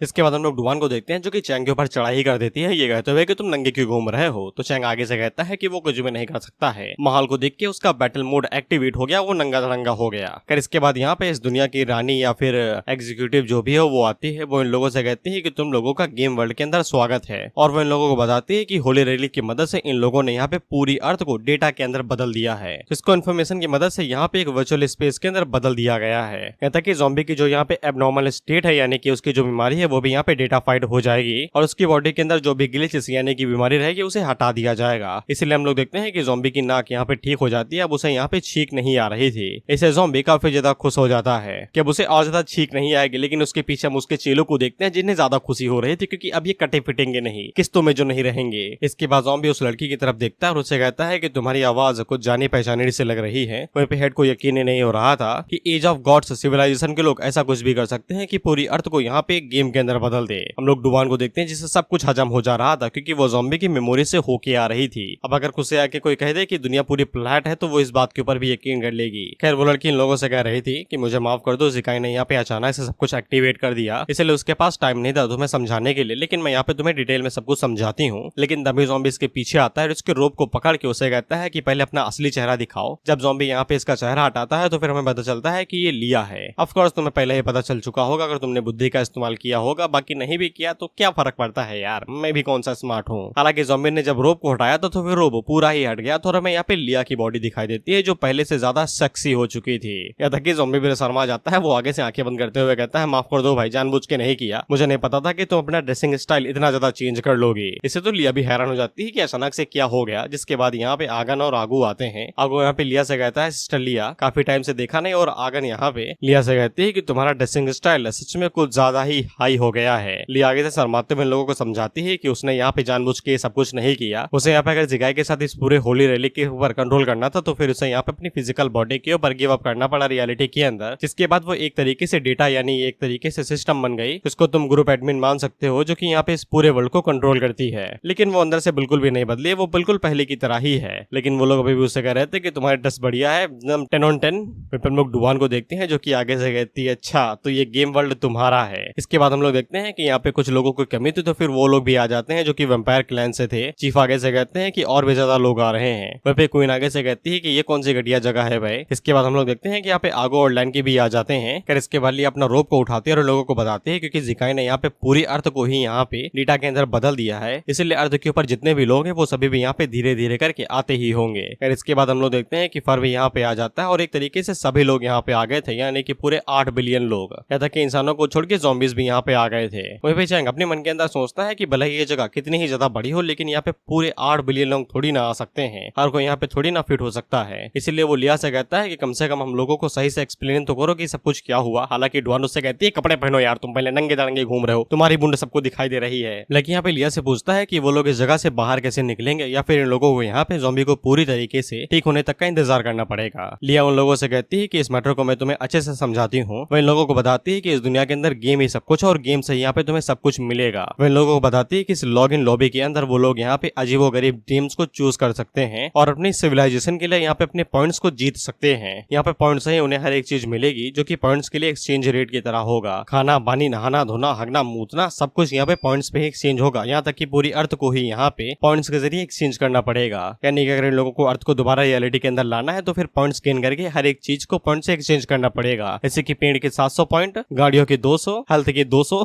इस तरीके से। लिया इन लोगों को ये भी बताती है अगर ये लोग यहाँ पे गेम को कंप्लीट कर लेते हैं तो फिर ये लोग यहाँ पे एकदम ज़िकाई की तरह बन सकते हैं, जिससे वो रियलिटी में कभी भी वापस जा सकता है और उसने यहाँ पे गेम के अंदर जो भी पावर गेन की है वो अपने साथ लेके जाएगा। यानी गेम के अंदर अगर तुम जितने स्ट्रांग हो तो असल रियलिटी के अंदर भी उतने ही स्ट्रांग हो गए। ये वाली बात एकदम चैंग के दिमाग में जैसे ही घुसती तो फिर उसे समझ में आ जाता है कि यही मौका है बलवान बनने का। इसीलिए वो भागते हुए कहता है कि उसे ये गेम अभी के अभी खेलना है। इसके बाद वो ये गेम को चूज कर लेता है, ये कहते हुए कि किसी के अंदर भी घुस जाओ रिजल्ट तो सेम ही रहेगा। हालांकि लिया उसे कहने वाली थी कि सोच समझ के घुसना, लेकिन तब तक वो अंदर घुस चुका था। वही पिडवान ये देख के काफी ज्यादा हैरान हो जाती है क्योंकि चैंग यहाँ से गायब भी हो चुका था जैसा कि डेटा मिटता है। इसलिए वो लिया से पूछती है कि वो ठीक तो होगा ना नंगा, कहीं मरा तो नहीं गया। डुआन उससे कहती है कि कोई बात नहीं वो ठीक है, वो बस गेम के अंदर एंटर हुआ है, कुछ ही देर में वो वापस आ जाएगा। अब देखो यहाँ पे चैंग ने एकदम रैंडमली कोई भी मैच चूज कर लिया था, इसलिए इसकी मैचिंग कहीं भी हो जाती है। तुम्हें पता है कि तुम रैंडमली कहीं भी नहीं घुस सकते हो क्योंकि तुम्हारा पाला डेवलपर या फिर हैकर से भी पड़ सकता है और बेचारे चैंग के साथ यही हुआ था। इसका लेवल 1 था लेकिन जानते हो ये किससे भिड़ने वाला था, किसी ऐसे से जिसका लेवल यहाँ पे 70 के पास था।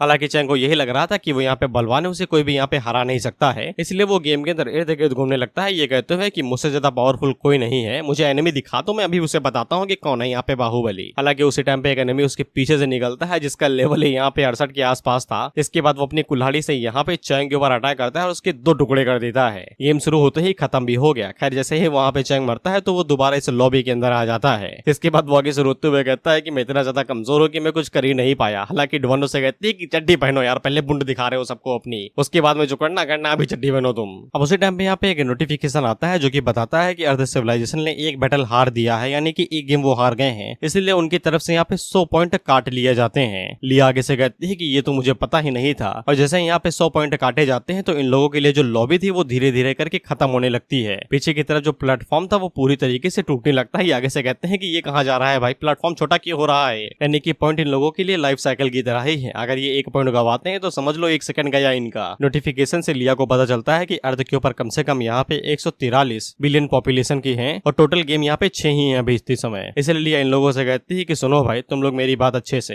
अर्थ सिविलाइजेशन के अलावा भी यहाँ पे ऐसे कई सारे प्लेयर्स हैं जो कि दूसरी दुनिया से आए हुए हैं और वो यहाँ पे काफी लंबे टाइम से ही हैं। इसलिए उनके मुकाबले में तुम लोग यहाँ पे कई सारे गेम एनहांसमेंट को लॉस करते हो, यानी कि लैग करते हो। इसलिए लिया इन लोगों से कहती है कि अगर तुम लोग यहाँ पे कोई भी गेम चॉइस करने वाले हो तो फिर उसे बहुत ज्यादा सोच समझ के करना, क्योंकि अगर ये लोग इसी तरीके से यहाँ पे पॉइंट को लॉस करते रहे तो फिर प्लेटफॉर्म और ज्यादा छोटा हो जाएगा, जिसके बाद यहाँ पे लोगों के लिए जगह ही नहीं बचेगी, खड़े कहाँ पे रहेंगे। ये बेसिकली मेमोरी स्टोरेज की तरह ही समझो कि 100 MB भर सकते हो, उससे ज्यादा भरोगे तो फॉरवर्ड हो सकता है सब कुछ। वहीं पे जब चैंग की तरफ देखते हैं तो फिर उन्हें यकीन नहीं होता है कि चैंग का लेवल यहाँ पे काफी ज्यादा हाई है, लेकिन इसके बावजूद वो एक झटके के अंदर ही मारा गया। वहीं पे डुवान यहाँ पे लिया से पूछती है अगर ये प्लेटफॉर्म पूरी तरीके से खत्म हो गया तो फिर उनके साथ क्या होगा। तो लिया आगे से कोई भी जवाब नहीं देती है, सिर्फ आगे से माफी मांगती है, ये कहते हुए कि उन लोगों के पास कोई दूसरी चॉइस नहीं रहेगी। डुवान चीफ से कहती है इसका क्या मतलब है भाई कि इनके पास कोई और चॉइस नहीं है। तो चीफ आगे से कहता है कि हम लोग यहाँ पे हार ही नहीं सकते, हमें जीतना ही पड़ेगा, नहीं तो हम लोग मारे जाएंगे। लेकिन हम लोग ज़ॉम्बी को देखते हैं जिसे घंटा फर्क नहीं पड़ता, वो सिर्फ गेम खेलना चाहता है। वो आगे से कहता है कि ये गेम वाली चीज काफी ज्यादा कमाल की है, मैं कौन सा गेम चूज करूं। लिया ज़ॉम्बी से कहते हैं कि तुम भी यहाँ पे आए हुए हो तो फिर इसका मतलब यही है कि तुम भी यहाँ पे अर्थ के ही सिविलाइजेशन हो, सिविलाइजेशन के मेंबर हो। वहीं पे डुवान काफी ज्यादा खुश हो जाते हैं क्योंकि उसे पता है कि ज़ॉम्बी जब इनके साथ कोई भी एक्शन लेगा तो सब कुछ ठीक ही होगा। हम देखते हैं कि ज़ॉम्बी एक गेम को चूज करता है जिसका नाम था ग्लोरी ऑफ द किंगडम, और इस गेम को खेलने के लिए यहाँ पे 5 लोगों की जरूरत थी। इसके बाद वो पीछे मुड़ के उन लोगों से कहता है कि कौन मुझे ज्वाइन करना चाहेगा, तो ये सभी पीछे खिसक लेते हैं क्योंकि अब इन्हें अपनी जिंदगी प्यारी है, ये किस्तों में नहीं आना चाहते। ये आगे से कहते हैं कि देखो ऐसी चीजों के लिए यहाँ पे ब्लैकी सबसे ज्यादा बेहतर रहता है, इसलिए वो सभी ब्लैकी को आगे करने लगते हैं। ब्लैकी आगे से कहता है कि यार मैं ही क्यों फंसता हूँ भाई। ज़ॉम्बी लोगों से कहता है कि कोई तो आओ यार। तो फिर हम लोग क्वीन को देखते हैं जो कि ज़ॉम्बी से कहते हैं कि मुझे घंटा नहीं पता कि यहाँ पे क्या चल रहा है, लेकिन लड़ाई होने वाली है तो मुझे उसमें गिनो, मुझे लड़ाई दंगा पसंद है। तो फिर हम लोग देखते हैं कि चीफ और डुवान भी इस ग्रुप के अंदर आ जाते हैं क्योंकि उन्हें भी फाइट करनी थी। इसके बाद ब्लैकी भी आखिर में आ ही जाता है, जिसके बाद ये पांचों यहाँ पे glory of the kingdom game को चूज कर लेते हैं। वहीं पे ज़ॉम्बी जैसे ही गेम को स्टार्ट करता है तो फिर उसकी बॉडी यहाँ पे डिकम्पोज होने लगती है, यानी कि गायब होकर गेम के अंदर मर्ज हो जाती है। वहीं पे लिया ज़ॉम्बी से कहती है कि उसको ये करना ही पड़ेगा, नहीं तो वो लोग हारे जाएंगे। तो ज़ॉम्बी आगे से कहता है कि चिंता ना करो, सब कुछ मेरे ऊपर छोड़ दो। इसके बाद ये सभी लोग यहाँ पे गेम डंजन के अंदर चले जाते हैं जिसका नाम था ग्लोरी ऑफ किंगडम। हम देखते हैं कि ये चारों तो एकदम सडन एरिया में ही टेलीपोर्ट हुए थे, यानी कि कोई ज्यादा दूर बोर्ड नहीं जहाँ पे इन्हें टेलीपोर्ट होना था, लेकिन ज़ॉम्बी कहीं और चला गया था। ज़ॉम्बी भी लाइक ज़ोरो बनूंगा मैं इस बार। वहीं पे क्वीन अपने मन के अंदर सोचते है कि ये जगह कौन सी है, कि यहीं पे बैटल होने वाला है, एनिमीज कहाँ है। वहीं पे डुवान उन लोगों से पूछते हैं कि ज़ॉम्बी कहाँ पे गया। तो चीफ आगे से कहता है कि उसकी चिंता ना करो, अपनी चिंता करो। तो ये सभी लोग फैसला करते हैं कि इन्हें ज़ॉम्बी को ढूंढना चाहिए क्योंकि वहीं इन लोगों के यहाँ पे मीट शील्ड बनेगा, क्योंकि उसके बिना तो कोई भी इन्हें हरा सकता है। लेकिन हम लोग ज़ॉम्बी को देखते हैं जो कि दूर दराज कहीं जंगलों में टेलीपोर्ट हुआ था। इसका भी लेवल एकदम 1 था और इसकी एचपी यहाँ पे 5 थी। और ज़ॉम्बी अपने मन के अंदर सोच रहा था कि बाकी लोग मुझे छोड़ के कहाँ पे चले गए भाई, मुझे अकेला ना छोड़ो, मुझे यहाँ पे जीना है। और इसी के साथ ये एपिसोड यहीं पे ही खत्म होता है। मैंने 2 चैप्टर्स छोड़ दिए यहाँ पे, मैं उन्हें कवर नहीं करने वाला, नहीं तो आज ये वीडियो अपलोड नहीं हो पाएगी। उम्मीद करता हूँ कि ये आधे घंटे की बन गई हो, सॉरी 1.5 घंटे की बन गई हो, नहीं तो मूड खराब हो जाएगा मेरा। खैर वीडियो कैसे लगी कमेंट में बता देना, ज्यादा उम्मीदें नहीं है, ठीक ठाक व्यूज आ जाए बस। नेक्स्ट वीडियो यहाँ पे 2 दिन के बाद आएगी क्योंकि फुल टाइम शॉर्ट मास्टर्समैन की वीडियो मुझे शुरू से रिकॉर्ड करनी पड़ेगी क्योंकि वो 2 घंटे की बनानी है तो टाइम लगेगा, और उसकी मैंने पहले से रिकॉर्डिंग नहीं की थी, इनकी तो करके रखी थी आधे घंटे की, तो इनमें ज्यादा टाइम नहीं लगा। तो बाय बाय, अब 2 दिन के बाद मिलेंगे।